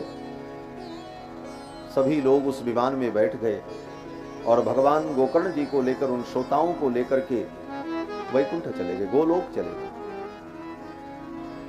पूरा गांव मुक्त हो गया। वेदव्यास जी कहते, ये तो वैसी ही घटना हो गई जैसी घटना त्रेता युग में अयोध्या में हुई थी। वेदव्यास जी कहते हैं, जिस प्रकार त्रेता युग में राम जी अपनी लीला को पूर्ण करके जब निज धाम जाने लगे तो संपूर्ण अयोध्या को अपने साथ लेकर के गए। यथा रामेण संगता, जिस प्रकार संपूर्ण अयोध्यावासी राम जी के साथ वैकुंठ चले गए, उसी प्रकार से गोकर्ण जी के गांव में जितने लोग थे गोकर्ण जी के सहित सबको लेकर के भगवान गोलोक चले गए। ये भागवत की महिमा है। ये भागवत ग्रंथ भक्तों का परम धन है। श्रीमद् भागवतम पुराण ममलम पुराण तिलकम यद वैष्णवानाम धनम। ये वैष्णवों का धन है। ये वैष्णवों की, भगवान के भक्तों की परम संपत्ति है। इसे बहुत संभाल करके रखना चाहिए, इसे बहुत संभाल करके गाना चाहिए। इसीलिए गोस्वामी जी कहते हैं, जे गावहि यह चरित संहारे, ते ये ताल चतुर रखवारे। संपत्ति की रखवाली वही करता है जो इसे अपना समझता है। जो संपत्ति को अपना नहीं समझते वो तो उसे नष्ट करते हैं, लेकिन जिसे वो संपत्ति अपनी लगती है वो व्यक्ति उस संपत्ति को बचाता है, उसका संरक्षण करता है। ये भक्तों की संपत्ति है, इसलिए इस संपत्ति का संरक्षण भक्तों का दायित्व है। बंधुओं, श्री सूत जी महाराज ने ये सब कथा शौनकादि मुनियों को सुनाई। एक अध्याय में भागवत के अनुष्ठान का विधान बताया। 7 दिन तक श्रीमद् भागवत की कथा हो, साप्ताहिक कथा, ये इसका अनुष्ठानात्मक रूप है। अनुष्ठान करना हो तो 7 दिन का, बाकी भागवत की कथा ऐसे सुननी है तो महीनों तक सुनते रहो, इसका कोई अंत नहीं। 7 दिन की जो अनुष्ठानात्मक कथा है, उस अनुष्ठान में 5 ब्राह्मणों का वर्ण करना चाहिए। वर्णम 5 विप्राणाम कथा भंग निवृत्तये। कथा में कोई बाधा न हो, इसलिए 5 ब्राह्मणों का वर्ण। योग्य वक्ता का चयन हो। वक्ता कैसा हो? तो सूत जी कहते हैं कि विरक्तो वैष्णवो विप्रो वेद शास्त्र विशुद्ध कृत दृष्टांत कुशलो धीरः वक्ताकार्योति निस्पृह। भागवत का वक्ता कौन हो? बोले विरक्त हो। विरक्त का मतलब वैराग्य से युक्त हो और संसार में उसकी आसक्ति न हो, ऐसा पुरुष हो।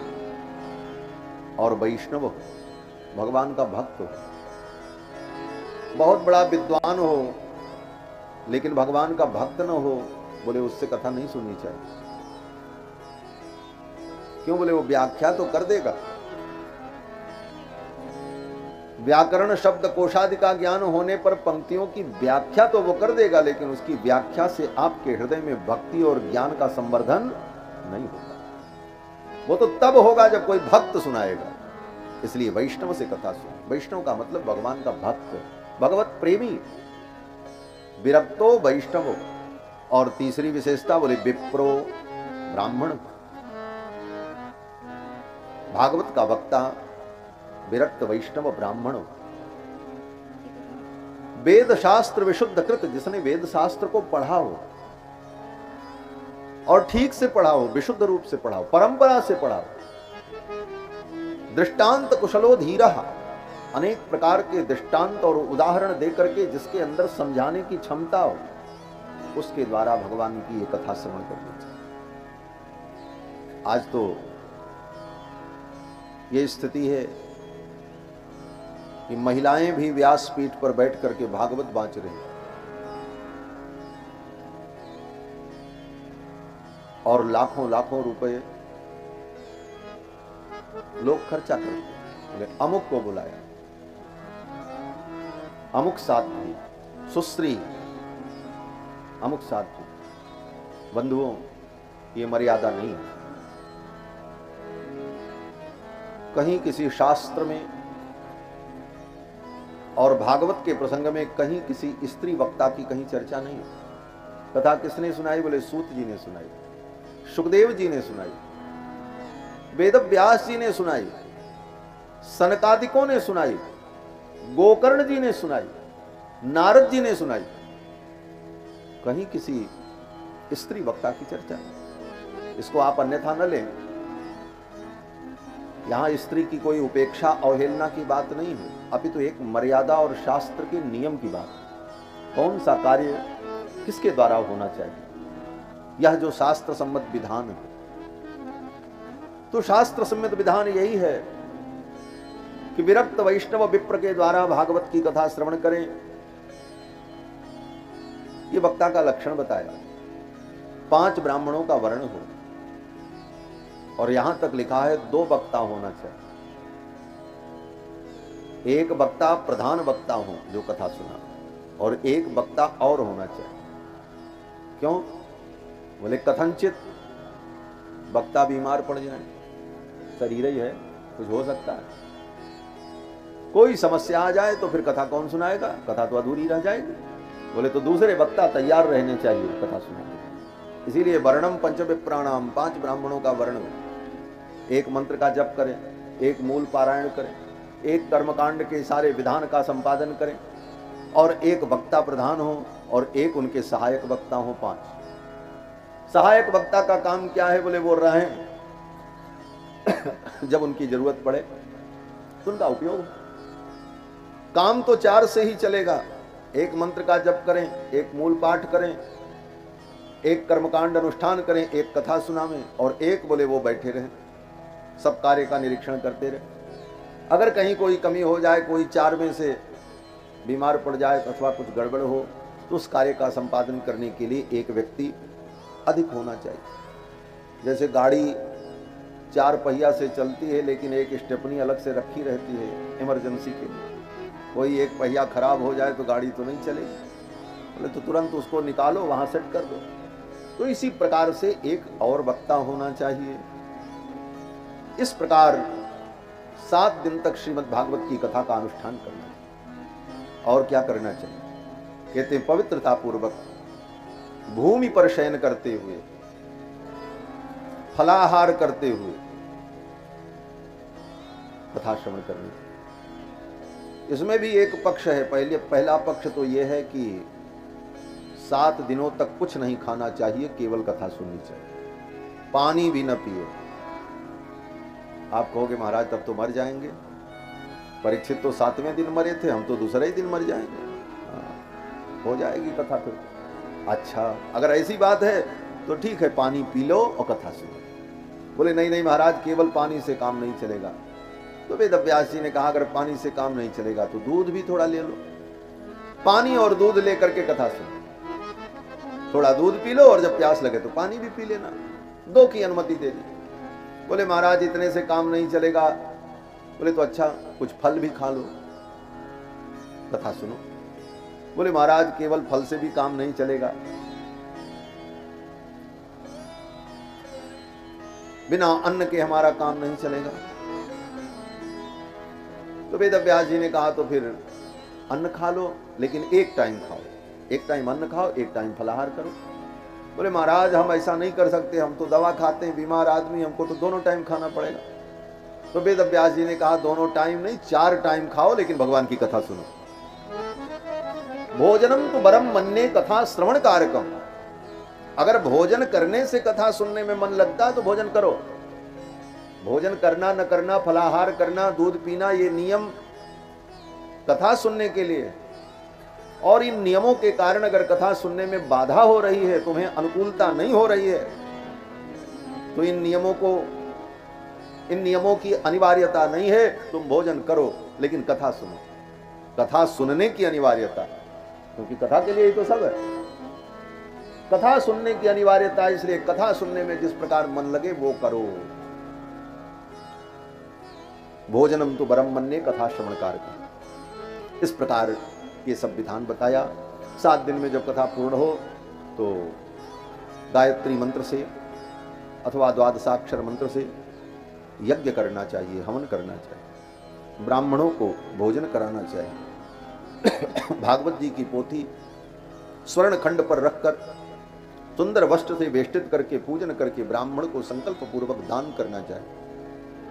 और फिर अपने समाज के लोगों को, भक्तों को, वैष्णवों को, प्रेमियों को भगवान का प्रसाद देना चाहिए, भोजन कराना चाहिए। ये सब विधान बताया। 6 अध्याय में सूत जी महाराज ने शौनकादि मुनियों को भागवत की कथा की महिमा सुनाई। कथा जब समाप्त हुई, ये कथा सनकादिक उत्तराखंड में हरिद्वार में नारद जी को भक्ति महारानी को सुना रहे। कथा जब समाप्त हुई तो भक्ति महारानी ज्ञान वैराग्य उठ करके नाचने लगे। ननर्त मध्य त्रिकमेव तत्र, क्योंकि कथा के अंत में कीर्तन हुआ। जब कीर्तन हुआ तो उस कीर्तन में भक्ति महारानी और ज्ञान वैराग्य उठ करके नाचने लगे। वहीं पर सुखदेव जी आ गए और सुखदेव जी भी नृत्य करने लगे। भक्त लोग भी आनंद पूर्वक भगवान नाम संकीर्तन करके नाचने लगे। इस कीर्तन को देखकर भगवान हरि प्रकट हो गए, भगवान भी आ गए। और भगवान ने उन भक्तों से कहा तुम्हारे इस कीर्तन से, तुम्हारे इस अनुष्ठान से मैं प्रसन्न हूं, वरदान मांगो, क्या चाहे। तो भक्तों ने यही कहा, हे भगवान आप यही वरदान दो, जहां लोग भागवत की कथा करें, इस प्रकार अनुष्ठान करें, आपका कीर्तन करें, तो जैसे आज आपने कृपा की है इसी प्रकार सदा आप अपने भक्तों पर कृपा करते रहें। यही प्रार्थना की। भगवान ने कहा तथास्तु। इस प्रकार 6 अध्याय में सूत जी महाराज ने शौनकादि मुनियों को भागवत की महिमा का वर्णन करके सुनाया। फिर मूल भागवत कथा प्रारंभ होती है। सर्वप्रथम श्रीमद् भागवत के कलेवर को जानना चाहिए। श्रीमद् भागवत महापुराण 18,000 श्लोकों में निबद्ध है, 12 स्कंद हैं और 335 अध्याय हैं। इस प्रकार से 12 स्कंद और 335 अध्याय 18,000 श्लोकों में निबद्ध ये ग्रंथ है। ग्रंथ का मतलब होता है गांठ, ग्रंथि, ग्रंथ दोनों एकार्थक है, गांठ। लेकिन ये ग्रंथ, भागवत ग्रंथ कैसा ग्रंथ है? बोले जो हमारे जीवन के सारी गांठ को खोल देने वाला है। ये ग्रंथ सारी ग्रंथियों से हमें मुक्ति देने वाला है। इसलिए जिसने अपने जीवन में किसी ग्रंथ को किसी गांठ को आश्रय नहीं दिया, उस महापुरुष ने भी इस ग्रंथ का आश्रय लिया। ये महत्वपूर्ण है। कौन? बोले शुकदेव भगवान। भगवान शुकदेव वेद व्यास जी के पुत्र, जिन्होंने अपने जीवन में किसी ग्रंथ को, किसी गांठ को आश्रय नहीं दिया।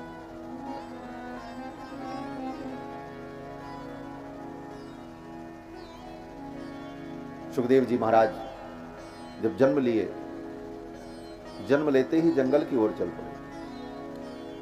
यम प्रव्रजंतम अनुपेतम अपेत कृत्यम द्वैपायनो विरह कातर आजुहाव पुत्रेति तन्मयतया तरवोभिने दुस्तम सर्वभूत हृदयम मुनिमानतोस्मि। वेद व्यास जी के पुत्र सुखदेव भगवान जब प्रकट हुए, जन्म लेते ही जंगल की ओर चल पड़े। स्कूल नहीं गए, विद्यालय जाने की जरूरत नहीं, किसी ग्रंथ की जरूरत नहीं पड़ी उन्हें, और जीवन में भी कोई ग्रंथ नहीं। हम पैदा होते हैं तो सबसे पहले नाल काटी जाती है, नाल काटने के बाद उस नाल में ही गांठ लगा दी जाती है, धागे से बांध दिया जाता है। सुखदेव जी ने नाल छेदन का भी मौका नहीं दिया किसी को, जन्म लेते ही अपनी नाल को अपने हाथ में पकड़ करके वन की ओर चल पड़े। ऐसे योगी थे, ऐसे योगी हैं सुखदेव भगवान। ये कभी कभी भूल से थे निकल जाता है, सुखदेव तो आज भी विद्यमान है। अपनी नाभि नाल को स्वयं पकड़ करके जंगल की ओर चल पड़े। हम आप जन्म लेते हैं तो जन्म लेते ही कपड़े में बांध दिया जाता है, क्योंकि छोटा बच्चा पैदा हुआ तो उसके साइज का कोई कपड़ा तो बन नहीं पाता तत्काल,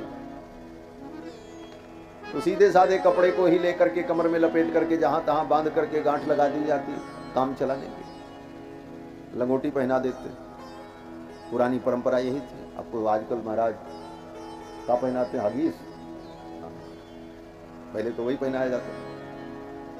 जो पुराने लोग उन्होंने देखा होगा, 3 कोने का रहता था, दोनों पैर के बीच से एक ऊपर करके इधर से उसमें दूसरा डोरा डाल करके बांध दिया, हो गया, काम चल रहा है। बच्चे को भी ग्रंथि बांध दी गई, एक गांठ लगी। 6 दिन बीता, छठी हुई, फिर 12वें दिन बरही हुई, कमर में धागा बांध दिया, फिर गांठ लगाई।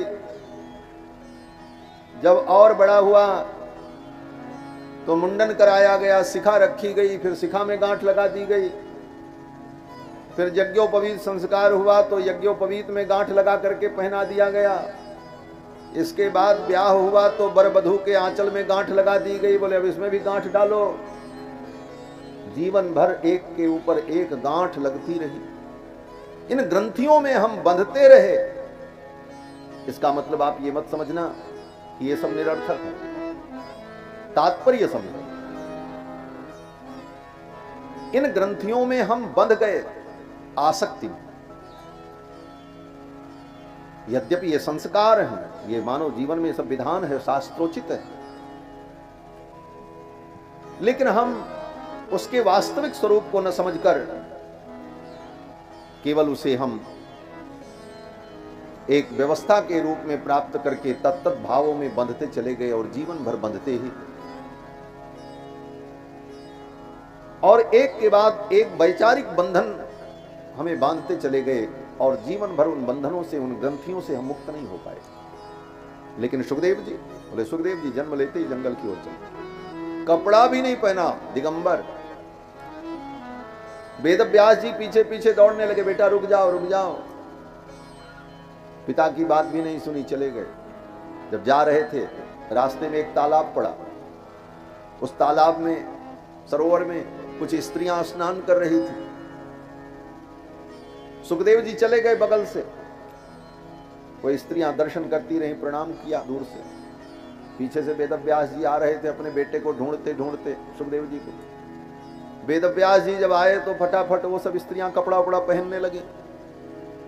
वेद व्यास जी कुछ नहीं बोले, चले गए। उधर से लौट करके जब वेद व्यास जी आए, सुखदेव जी तो समाधि में बैठ गए, वो आए ही नहीं।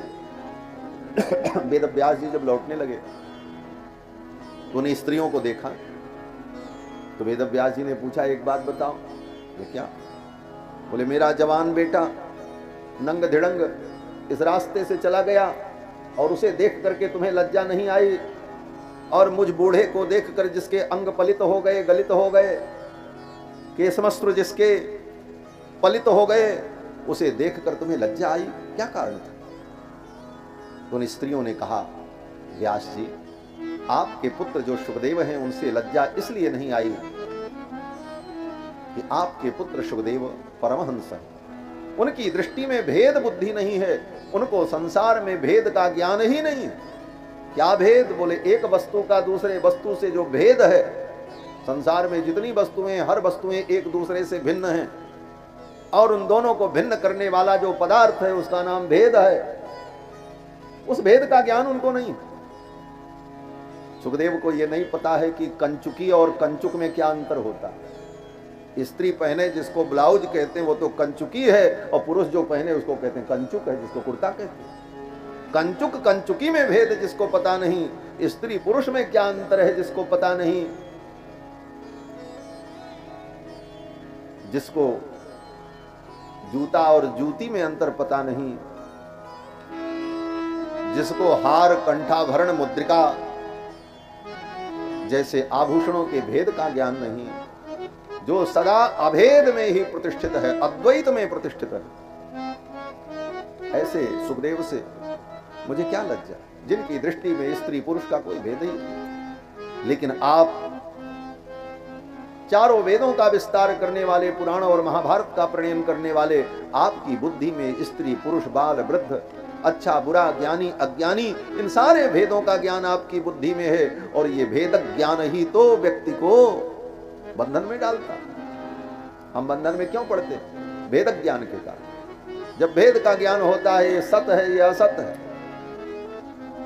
ये ऐसा है, ये ऐसा है, इसको रखना चाहिए, इसको छोड़ना चाहिए, इससे प्रेम करना चाहिए, इससे द्वेष करना चाहिए, तो रागत द्वेषादि सारी व्यवस्थाएं संसार के प्रपंच की जो है उसका मूल कारण भेद ज्ञान है। भेद ज्ञान नष्ट हो जाए तो कहीं कुछ नहीं। सी आराम में सब जग जानी, करो प्रणाम जोरी जुग पानी, ऐसी स्थिति उत्पन्न हो।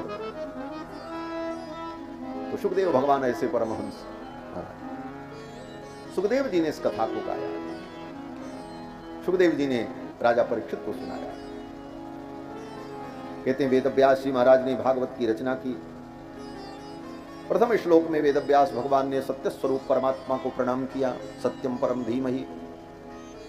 दूसरे श्लोक में प्रतिज्ञा की, इस भागवत में मैं परम धर्म का वर्णन करूंगा। तीसरे श्लोक में भागवत की महिमा बताई, निगम कल्प तरोर गलितम फलम, जो कल मैंने व्याख्या की।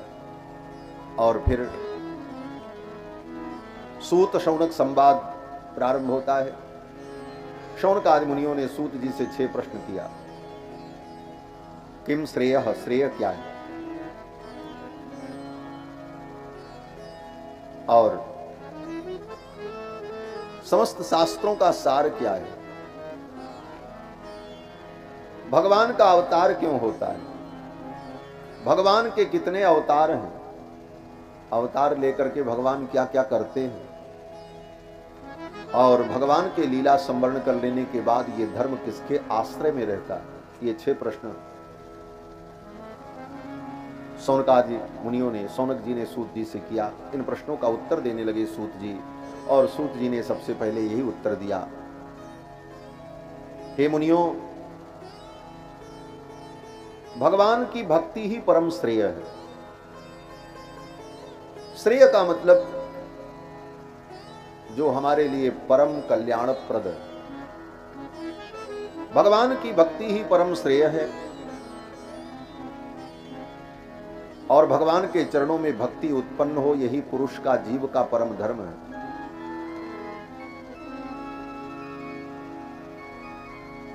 परो धर्मो यतो भक्ति रथोक्षजे, सवई पुंसाम परो धर्मो यतो भक्ति रथोक्षजे। भगवान के चरणों में हमारी भक्ति हो, यही परम श्रेय है, और यही जीवन का परम धर्म है, और समस्त शास्त्रों का यही सार है। भगवान के चरणों में हमारी भक्ति हो जाए। भक्ति हो जाएगी तो क्या मिलेगा? सूत जी कहते हैं ये आत्मा संप्रसिद्धति, जीवन में भक्ति आ जाने पर आत्मा प्रसन्न हो जाए। यया भक्त्या आत्मा संप्रसिद्धति। कौन सी आत्मा? बोले दोनों आत्मा। ये दो आत्मा कौन है? बोले एक जीवात्मा, दूसरा परमात्मा। जीवात्मा परमात्मा की भक्ति करेगा, उस भक्ति से जीवात्मा को भी सुख होगा और भगवान को भी प्रसन्नता। बोले जीवात्मा को तो ये सुख मिलेगा कि भगवान का दर्शन हुआ, भगवत प्रेम हुआ। भगवान को क्या सुख मिलेगा तुम्हारी भक्ति से? तो आचार्य जन उत्तर देते हैं, जैसे किसी बाप का बेटा हो और वो बेटा नालायक हो जाए, अपने बाप से विमुख हो जाए, अपने बाप का विरोधी हो जाए, बाप को न आदर दे न सम्मान दे, तो बाप को जीवन भर दुख होता है। लेकिन कोई दिन ऐसा आए कि उस बच्चे की बुद्धि सुधर जाए, उसे सद्बुद्धि आ जाए और पिता के चरणों में गिर करके साष्टांग प्रणाम करके शरणागति करके क्षमा मांग ले और पिता के अनुकूल हो जाए, तो उस पिता को सुख हो जाता है, उसे बड़ी प्रसन्नता हो। मेरा खोया हुआ धन मुझे प्राप्त हो गया। उसी प्रकार संसार के ये जीवात्मा भगवान के धन हैं, भगवान के पुत्र हैं। भगवान से विमुख होकर माया के प्रपंच में पड़ करके ये जीवात्मा जब भटकते हैं तो परमात्मा को दुख होता है, पीड़ा होती है। ये मुझसे दूर चला गया। और जिस दिन सत्संग के द्वारा उसे सद्बुद्धि आ गई और भगवान की भक्ति में लग गया, तो भगवान को भी लगता है मेरी खोई हुई संपत्ति मुझे प्राप्त हो गई। यही भगवान को सुख है, यह आत्मा संप्रसिद्ध। और ये कहते हुए सूत जी महाराज ने भगवत कथा की महिमा भी बताई। सूत जी कहते हैं, हे मुनियों, जो हम धर्म कर्म करते हैं, दान यज्ञ तप तीर्थादि, इन सारे कर्मों का परम फल क्या है? बोले भगवान के चरणों की भक्ति हो जाए। धर्मस्वनुष्ठित पुंसाम विश्वक्सेन कथासु यः नोत्पादयेद यदि रतिम श्रम एव हि केवल।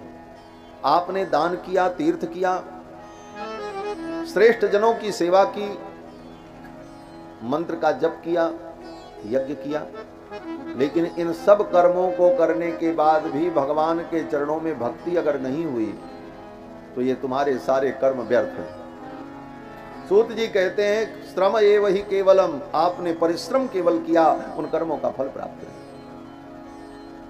फिर आगे सूत जी महाराज ने शौनकादि मुनियों को बताया कि भगवान के ही 3 रूप हैं, ब्रह्मा, विष्णु, महेश।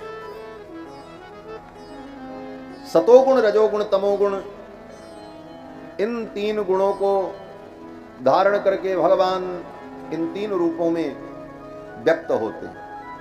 लेकिन इन 3 रूपों में भी जो परम सत्वमय भगवान नारायण हैं, उन नारायण की विविध कलाओं की उपासना, यही मोक्ष का मूल है। मुमुक्षवो घोर रूपान हित्वा भूतपतिनथ नारायण कला शांता भजन्ति अनसूयव।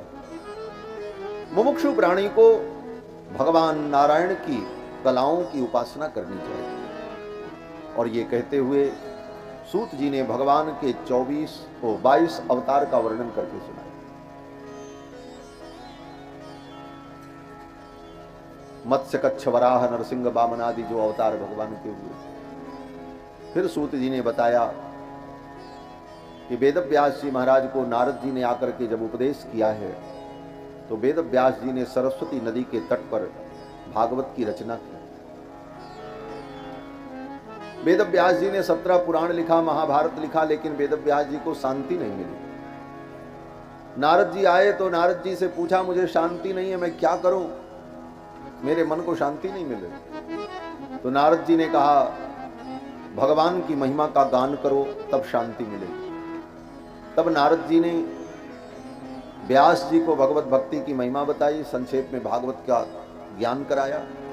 तब वेद व्यास जी ने जो 18,000 श्लोकों में भागवत की रचना की और अपने पुत्र सुखदेव को पढ़ाया। वही सुखदेव जो जंगल में चले गए। बोले जंगल में चले गए तो पढ़ाया कैसे? बोले भागवत की रचना के बाद भागवत के कुछ श्लोक अपने शिष्यों को याद करा करके जंगल में भेजा। उन ब्रह्मचारियों ने जाकर के उन श्लोकों का जब पाठ किया तो सुखदेव जी समाधि छोड़ करके उठ गए। भगवान की ऐसी महिमा, भगवान का इतना सुंदर वर्णन। और सुनाओ, उन ब्रह्मचारियों ने कहा और सुनना है तो हमारे गुरु जी के पास चलो। फिर सुखदेव जी चले आए। वही सुखदेव जी जो वेदव्यास जी के बुलाने पर नहीं आ रहे थे, आज स्वयं चल करके आ गए और अपने पिता के चरणों में प्रणाम किया और कहा, पिताजी मुझे भागवत सुनाओ, मुझे भागवत सुनना है। वेदव्यास जी ने भागवत को उठा करके अपने सिर पर रख लिया, भाव विभोर हो गए। धन्य है ये भगवान की कथा जो जीव की समस्त कामनाओं को पूर्ण करती है। मैं अपने पुत्र को चाह रहा था, मेरे बुलाने पर मेरा बेटा नहीं आया, लेकिन इस कथा ने आज मेरे बेटे को बुला करके मेरे चरणों में बैठा। ये कथा तो बिछड़ों को मिला देती है। ये कथा दो प्रेमियों के बीच में जो दूरियां हैं उसे समाप्त कर देती है, भक्त को भगवान से मिला देती है, भगवत प्रेमी को भगवान के चरणों में पहुंचा देती है। वेदव्यास जी बड़े प्रसन्न हुए और अपने पुत्र सुखदेव को पूरी भागवत पढ़ा दी और समय आने पर सुखदेव जी ने यह कथा राजा परीक्षित को सुनाई। महाभारत युद्ध के पश्चात जब अश्वत्थामा ने द्रौपदी के 5 पुत्रों की हत्या कर दी, अर्जुन पकड़ करके ले आए अश्वत्थामा को बांध करके। द्रौपदी ने देखा, द्रौपदी ने कहा इन्हें छोड़ दो। मुच्यता में सब ब्राह्मणों नितराम गुरु, ये ब्राह्मण है, इनको छोड़ दो, क्यों बांध रखा है? अर्जुन ने कहा इसने आपके पुत्र को मारा है। द्रौपदी ने कहा कुछ भी हो, ये गुरु के पुत्र हैं, इन्हें छोड़ दो।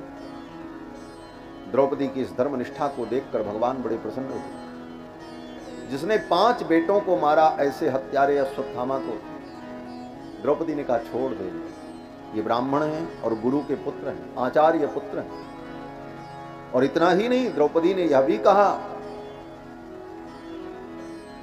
कि सयेष भगवान द्रोण प्रजारूपेण वर्तते, जिन द्रोणाचार्य से आपने समस्त विद्याएं प्राप्त की, वे गुरु द्रोणाचार्य अश्वत्थामा के रूप में आपके सामने खड़े। आपने इनको बांध रखा है, इन्हें छोड़ दो। कथा बड़ी लंबी है, बहुत सारी बातें हैं। द्रौपदी की इस भक्ति से, धर्मनिष्ठा से भगवान बड़े प्रसन्न हुए। भगवान के मनोभाव को समझ करके अर्जुन ने अश्वत्थामा की मणि को निकाल लिया, अश्वत्थामा को अपमानित करके भेज दिया। लेकिन अश्वत्थामा ने फिर ब्रह्मास्त्र चला दिया। किसके ऊपर? बोले अभिमन्यु की विधवा पत्नी उत्तरा के गर्भ के ऊपर, कि उत्तरा के गर्भ में जो बालक है वो नष्ट हो जाए। वही पांडव कुल का एकमात्र बीज था। ब्रह्मास्त्र जब आया, उत्तरा के गर्भ में ज्वाला उत्पन्न हुई, उत्तरा दौड़ पड़ी और भगवान के चरणों में गिर पड़ी। पाहि पाहि महायोगिन देव देव जगतपते। भगवान सब कुछ समझ गए। अंगुष्ठ मात्र रूप धारण करके भगवान उत्तरा के गर्भ में प्रविष्ट हुए, उस गर्भ को बचाया, उस मरे हुए गर्भ को पुनः जीवित कर दिया। वही गर्भ समय आने पर जब प्रकट हुआ, वही महाराज परीक्षित हैं जिनको सुखदेव जी ने कथा सुनाई। अभिमन्यु के पुत्र हैं, अर्जुन के पौत्र, पांडव के पौत्र। इस प्रकार से उत्तरा के गर्भ की भगवान ने रक्षा की। भगवान जब चलने लगे तो कुंती बुआ आ गई। कुंती बुआ ने भगवान को प्रणाम किया। भगवान द्वारिका जाने की तैयारी कर रहे थे, महाभारत युद्ध हो चुका था। कुंती बुआ से पूछा, बुआ जी कुछ मांग लो। कुंती भी भगवान की परम भक्ता। कुंती ने भगवान से कहा, हे गोविंद, अगर आप कुछ देना चाहते हो तो यही दे दो, मेरे जीवन में बार बार विपत्तियां आती रही। विपदः सन्तु नः शश्वत् तत्र तत्र जगद्गुरो। हे जगद्गुरु, मेरे जीवन में बार बार विपत्तियां आती रही, हमको यही चाहिए। भगवान ने कहा, बुआ जी, विपत्तियों से आपका जी नहीं भरा और फिर विपत्ति मांग रही। आज तक के इतिहास में किसी भक्त ने भगवान से विपत्ति नहीं मांगा। सब संपत्ति मांगते हैं, सुख मांगते हैं। एक कुंती बुआ ऐसी भक्ता हैं जिन्होंने भगवान से कहा, मुझे विपत्ति दे दो। विपदा संतु न सत्स। कितनी बड़ी हिम्मत की बात है। आपसे कोई कहे मंदिर में जाओ, भगवान को प्रणाम करो और भगवान से कहो, हे भगवान, मेरे ऊपर बहुत बड़ी विपत्ति का पहाड़ पटक देना। आप कहोगे पागल हो गए हो, यही भगवान से मांगा जाता है। लेकिन कुंती ने भगवान से यही मांगा, मुझे विपत्तियां दे देना। आप कहोगे कुंती को बुद्धि नहीं थी। कुंती से शायद गलती हो गई, भूल हो गई। बोले नहीं नहीं, भूल आपसे हो रही। कुंती को सब समझ है। कुंती बुआ जानती हैं ये विपत्तियां बड़ी अच्छी हैं। ये विपत्तियां ही जीव को भगवान की ओर ले जाती हैं। जीवन में अगर विपत्ति नहीं आएगी तो तुम कभी भगवान के चरणों में नहीं पहुंच पाओगे। ये विपत्तियां बहुत अच्छी हैं। ये जीव के मन को, चित्त को भगवान की ओर ले जाती हैं। ये विपत्तियां ही जीव के अंदर परमात्मा दर्शन की योग्यता का संपादन करती हैं। कुंती यही कहती हैं, भवतो दर्शनम यत् स्यात् अपुनर्भव दर्शनम। इन विपत्तियों के कारण ही जीव के अंदर भगवत दर्शन की योग्यता का संपादन होता है। हे गोविंद, जब जब ये विपत्तियां मेरे जीवन में आई, आपकी याद आई, और जब आपकी याद आई तो आप आए, और आप आए, विपत्तियां चली गई। यही तो रहस्य है। ये विपत्तियां आपको बुलाती हैं और आपके आने पर विपत्तियां भाग जाती हैं। व्यक्ति सोचता है केवल विपत्ति चली जाए, भगवान की कोई जरूरत नहीं। भगवान की तो इतनी ही जरूरत व्यक्ति समझता है, भगवान हमारी विपत्तियों को दूर कर दें, फिर भगवान बैठे रहें, हम अपना काम करते रहें। लेकिन कुंती कहती हैं, गोविंद, ये विपत्तियां जब आती हैं तो आपको बुलाती हैं, और जब आप आ जाते हो तो विपत्तियां चली जाती हैं, फिर आप रहते हो और भक्त रहता है। इससे बढ़ की उपलब्धि और क्या हो सकती है। विपदा सन्तु नः सस्वत् तत्र तत्र जगद्गुरो भवतो दर्शनम यत् स्यात् अपुनर्भव दर्शनम। भगवान बड़े प्रसन्न हुए। चलते चलते भगवान से कुंती ने कहा, गोविंद, एक काम और करना। अब उससे भी बड़ी बात कहने जा रहे हैं, जो कहने का साहस आपके अंदर नहीं हो सकता, लेकिन जिसने साहस किया वो महान है, ये भी जान लेना। कुंती ने कहा, श्याम सुंदर, ये मेरे जो 5 पुत्र हैं, अर्जुन, युधिष्ठिर, भीम, नकुल, सहदेव, इनके प्रति मेरी कोई आसक्ति नहीं है, लेकिन थोड़ी बहुत जो आसक्ति हृदय के किसी कोने में बची है कि ये मेरे बेटे हैं। हे गोविंद, द्वारिका जाते जाते मेरे मन में जो इनके प्रति आसक्ति है, जो प्रेम है, इस प्रेम को भी समाप्त करके जाते। आज व्यक्ति भगवान से ये मांगता है, भगवान कृपा करो हमारा इनका प्रेम बना रहे, हम इनको चाहते रहे, ये हमको चाहते हैं। भगवान कहते तुम एक दूसरे को चाहते रहो तो बीच में मैं क्या करूं। भगवान सोचते हैं हमको तो ये चाहता नहीं, हमसे चाहता है। भगवान से मत चाहो, भगवान को चाहो। कुंती ने यही मांगा कि इन पुत्रों में मेरी जो आसक्ति है वो टूट जाए। एक बार भगवान के सामने खड़े होकर के सच्चे मन से कहने का साहस होगा, हे भगवान, मेरे पुत्र में मेरी जो आसक्ति है ये टूट जाए। ये कहते कहते जबान लड़खड़ा जाएगी महाराज। लेकिन कुंती का वैराग्य इतना उत्कृष्ट कोटि का। कुंती ने कहा, गोविंद, मेरे पुत्रों में मेरा जो स्नेह है उसे भी समाप्त करने कर, जिससे मैं केवल आपके चरणों में अपने मन को लगा सकूं। भगवान ने कहा, तथास्तु। चलते चलते भगवान ने सोचा एक भक्त और हैं, उनसे भी मिल ले। वो भक्त कौन? बोले पितामह। सरसैया पर पड़े भीष्म पितामह उत्तरायण की प्रतीक्षा कर रहे थे। भगवान पांडवों को लेकर के पहुंचे। भगवान जब पांडवों को लेकर के पहुंचे, भीष्म पितामह ने आंख खोली, भगवान को देखा। बगल में युधिष्ठिर खड़े थे। पितामह ने कहा, युधिष्ठिर, जिनको तुम अपने मामा का बेटा समझते हो, यम मन्यसे मातुलेयम, जिनको तुम अपने मामा का बेटा समझते हो, अपना सुहृद समझते हो, अपना मित्र समझते हो, अपना बंधु समझते हो, ये केवल तुम्हारे नहीं, ये सर्व समदर्शी, सर्वात्मना समदृशा, ये सर्वात्मा, ये समदर्शी, ये केवल तुम्हारे ही नहीं है, ये सबके। क्या प्रमाण है? बोले सबके हैं। पितामह ने कहा, ये मेरे भी, केवल तुम्हारे नहीं। अगर ये मेरे न होते तो मेरे लिए यहां तक चल करके क्यों आते? मैंने तो इनके लिए कोई काम नहीं किया। पितामह ने कहा, मैंने इनकी एक बात नहीं मानी। भगवान ने कहा था, पितामह, आप एक बार कौरव की सभा में खड़े होकर के दुर्योधन को डांट दो, 5 गांव पांडव को दे दिया जाए, युद्ध नहीं होगा। पितामह कहते हैं कि कृष्ण की इस एक बात को मैं नहीं मनवा सका, और तो और सेवा पूजा तो दूर की बात रही, युद्ध के मैदान में अपने बाणों से इनके अंग अंग को मैंने छलनी कर दिया, फिर भी ये समदर्शी हैं, मेरे ऊपर कृपा करने के लिए आए। पितामह ने भगवान की बड़ी सुंदर स्तुति की, भगवान के 1000 नाम का उच्चारण किया, जिसका नाम विष्णु सहस्त्र नाम है। 11 श्लोकों में पुष्पिताग्रा छंद में पितामह ने भगवान की स्तुति की। अपनी मति को, अपनी बुद्धि को भगवान के चरणों में लगा दिया और स्तुति करते हुए भगवान भीष्म पितामह ने अपनी आंखों को बंद किया। भीष्म पितामह का प्रयाण हो गया। पितामह भगवान के परम भक्त हैं। लोग कहते हैं पितामह उत्तरायण की प्रतीक्षा कर रहे थे, लेकिन पितामह का उत्तरायण क्या था? बोले सूर्य उत्तरायण होंगे, वो बात तो ठीक है, वो भी था, लेकिन पितामह उस उत्तरायण की प्रतीक्षा कर रहे थे। कौन उत्तरायण? बोले भक्त वत्सल भगवान गोविंद, जो अभी उत्तरा के गर्भ में जाकर उत्तरा के गर्भ को बचा करके आ रहे हैं, वो उत्तरायण है, जो उत्तरा के गर्भ से आ रहे हैं। उन उत्तरायण की प्रतीक्षा कर रहे थे, मेरा उत्तरायण आ जाए, मैं अपने प्राणों का त्याग कर। भगवान आए, पितामह ने अपने प्राणों का त्याग किया। एक क्षण के लिए पूरे ब्रह्मांड में शांति व्याप्त हो गई पितामह के प्राण त्याग के समय। अगले ही क्षण देवताओं ने दुंदुभी बजाई है, पुष्प वर्षा की है, पितामह को परम गति की प्राप्ति हुई। भगवान द्वारिका पधारे। कुछ दिन बीतने पर युधिष्ठिर ने अर्जुन को द्वारिका भेजा कृष्ण का संदेश पाने के लिए। अर्जुन गए हैं, उसी समय भगवान ने अपनी लीला का संवरण किया, यदुवंशियों का संहार हुआ। अर्जुन रोते गाते लौट करके हस्तिनापुर को इंद्रप्रस्थ आए, सारा वृत्तांत बताया।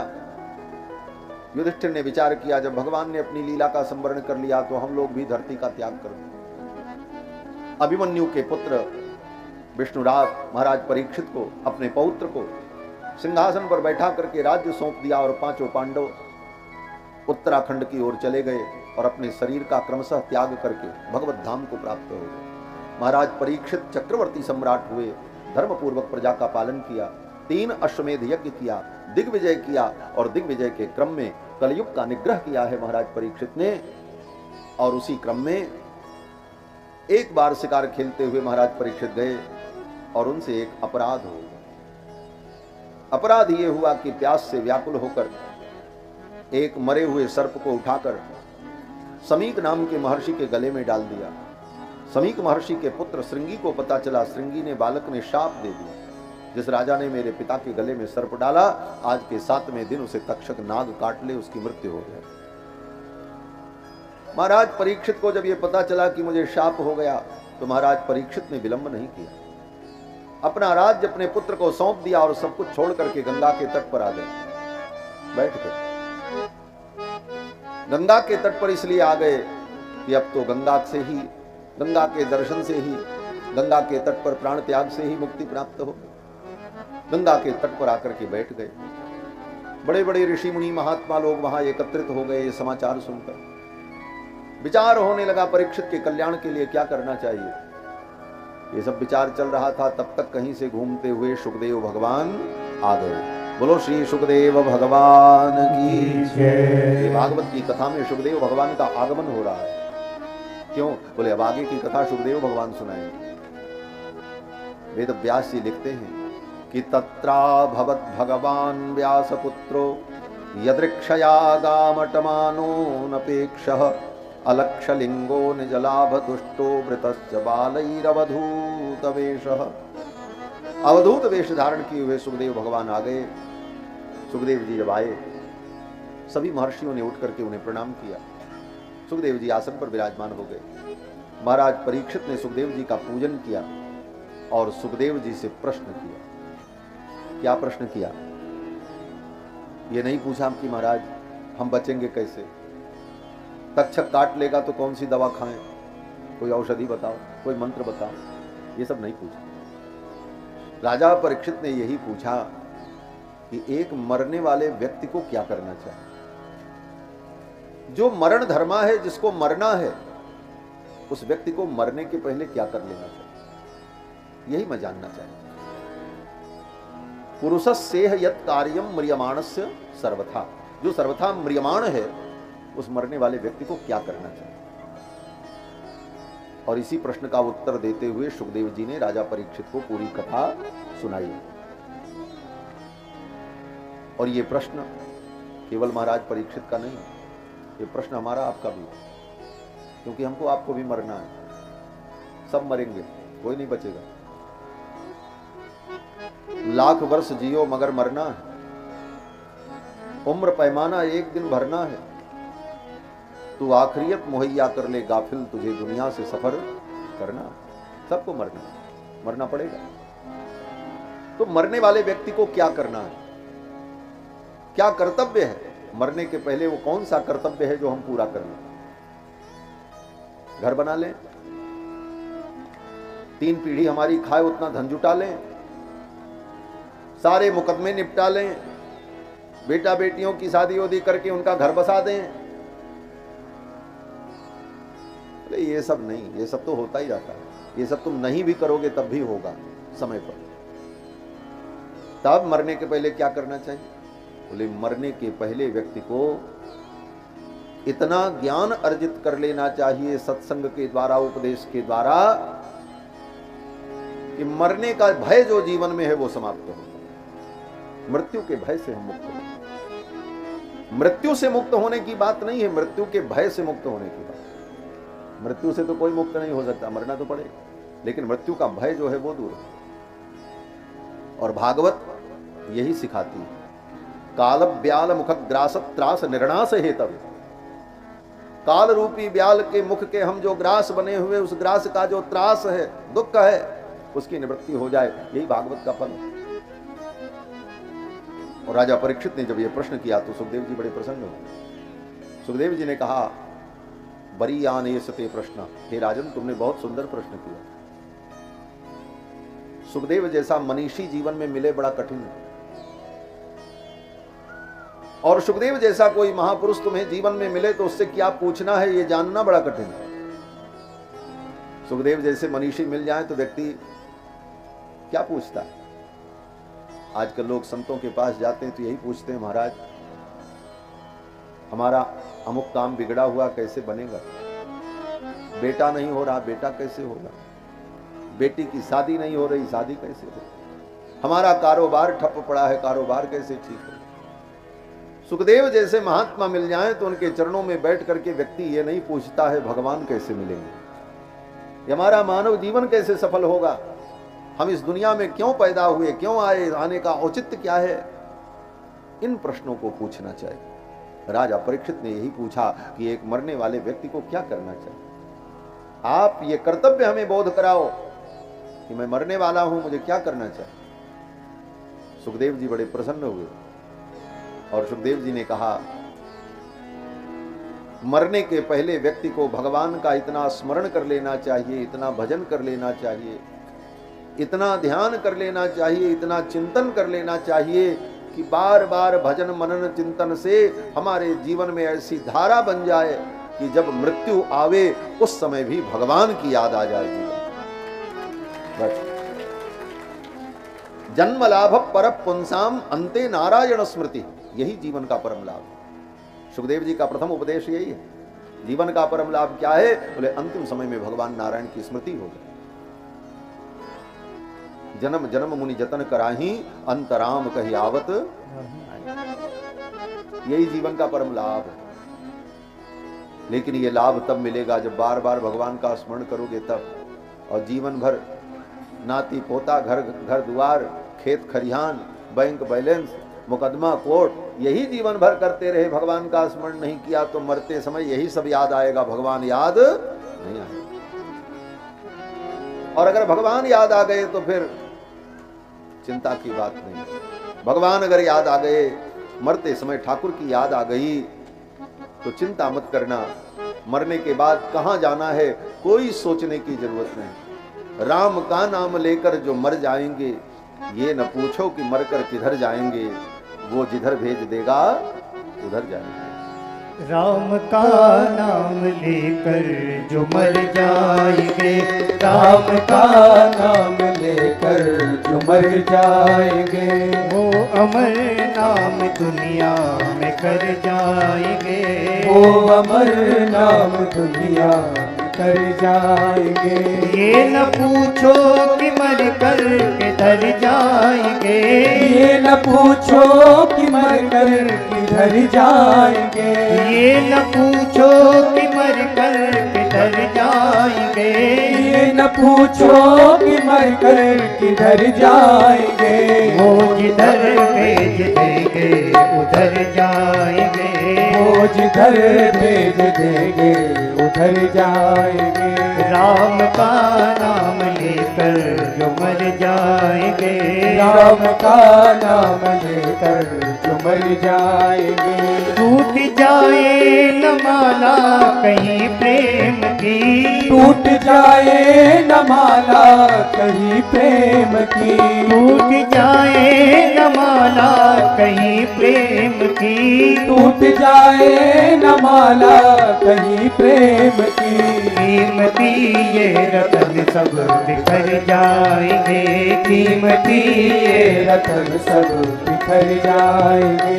कीमती ये रतन सब बिखर जाएंगे, कीमती ये रतन सब बिखर जाएंगे। राम का नाम लेकर जो मर जाएंगे, राम का नाम लेकर जो मर जाएंगे। बात मानो न मानो खुशी आपकी, बात मानो न मानो खुशी आपकी।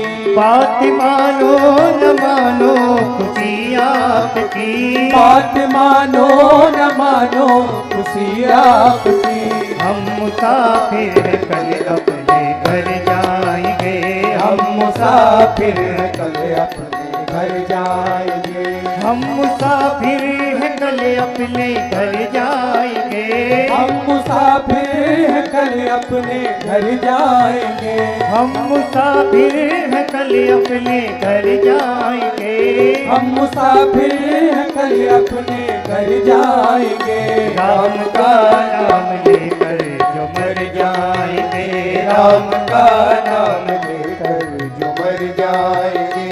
अच्युतम केशवम राम नारायणम, अच्युतम केशवम राम नारायणम। कृष्ण दामोदरम वासुदेवम हरिम, कृष्ण दामोदरम वासुदेवम हरिम। श्रीधरम माधवम गोपिका वल्लभम, श्रीधरम माधवम गोपिका वल्लभम। श्रीधरम माधवम गोपिका वल्लभम, श्रीधरम माधवम गोपिका वल्लभम। श्रीधरम माधवम गोपिका वल्लभम, श्रीधरम माधवम गोपिका वल्लभम।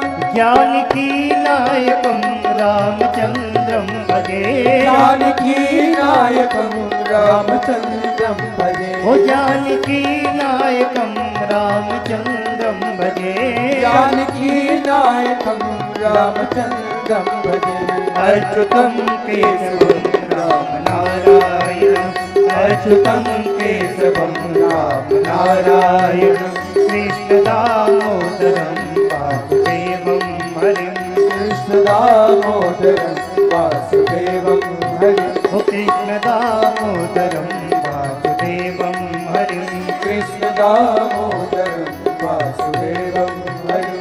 अच्युतम केशवम राम नारायणम, अच्युतम केशवम राम नारायणम। कृष्ण दामोदरम वासुदेवम हरिम, कृष्ण दामोदरम वासुदेवम हरिम। बोलो श्री कृष्णचंद्र भगवान की जय। थोड़ा जोर से बोलो, खाए हुए नहीं होते, एक एक थरिया खा के आए होंगे घर से। भगवान के नाम का जय घोष करने पर शरीर के सारे पाप निकल करके भाग जाते। और कहाँ जाते हैं? बोले जो नहीं बोलता अथवा धीरे से बोलता उसी की खोपड़ी पे चले जाते। इसलिए पूरे उत्साह के साथ बोलो श्री कृष्णचंद्र भगवान की जय, श्री भागवत भगवान की जय, श्री सुखदेव भगवान की जय। जय जय श्री राधे। श्याम। सुखदेव भगवान ने राजा परीक्षित को कथा सुनाते हुए सर्वप्रथम भगवान के विराट रूप का वर्णन सुनाया, फिर भगवान के सूक्ष्म धारणा का वर्णन करके सुनाया, फिर क्रम मुक्ति सद्यो मुक्ति का वर्णन बताया, फिर ये सृष्टि कैसे उत्पन्न हुई ये वर्णन करके सुनाया। अब ये सब प्रसंग बड़ा जटिल प्रसंग है, लेकिन बात इतनी ही है कि सुखदेव भगवान ने सृष्टि कैसे उत्पन्न हुई इसका वर्णन करते हुए यही बताया, ये सब सृष्टि भगवान से उत्पन्न। और आज क्या बताया जाता है? बोले सब प्रकृति से उत्पन्न। सृष्टि किसने बनाया? बोले अपने आप बन गई। लेकिन सिद्धांत ये है कि सब कुछ प्रकट करने वाले भगवान हैं। जे ही सृष्टि उपाई त्रिविध बनाई, संग सहाय न दूजा।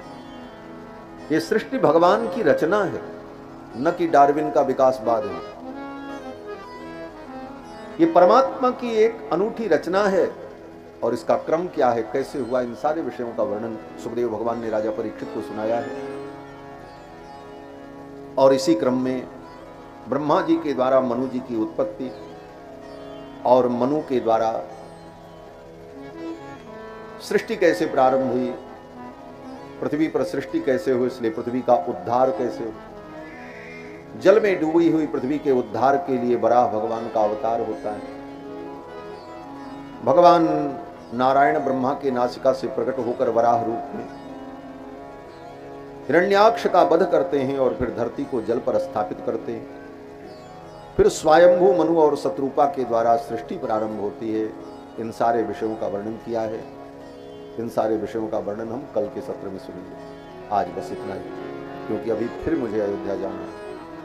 कुछ ऐसी स्थिति है कि मैं रुक नहीं पा रहा हूँ। कल की स्थिति भी बड़ी विचित्र थी, और आज भी मुझे जाना पड़ेगा।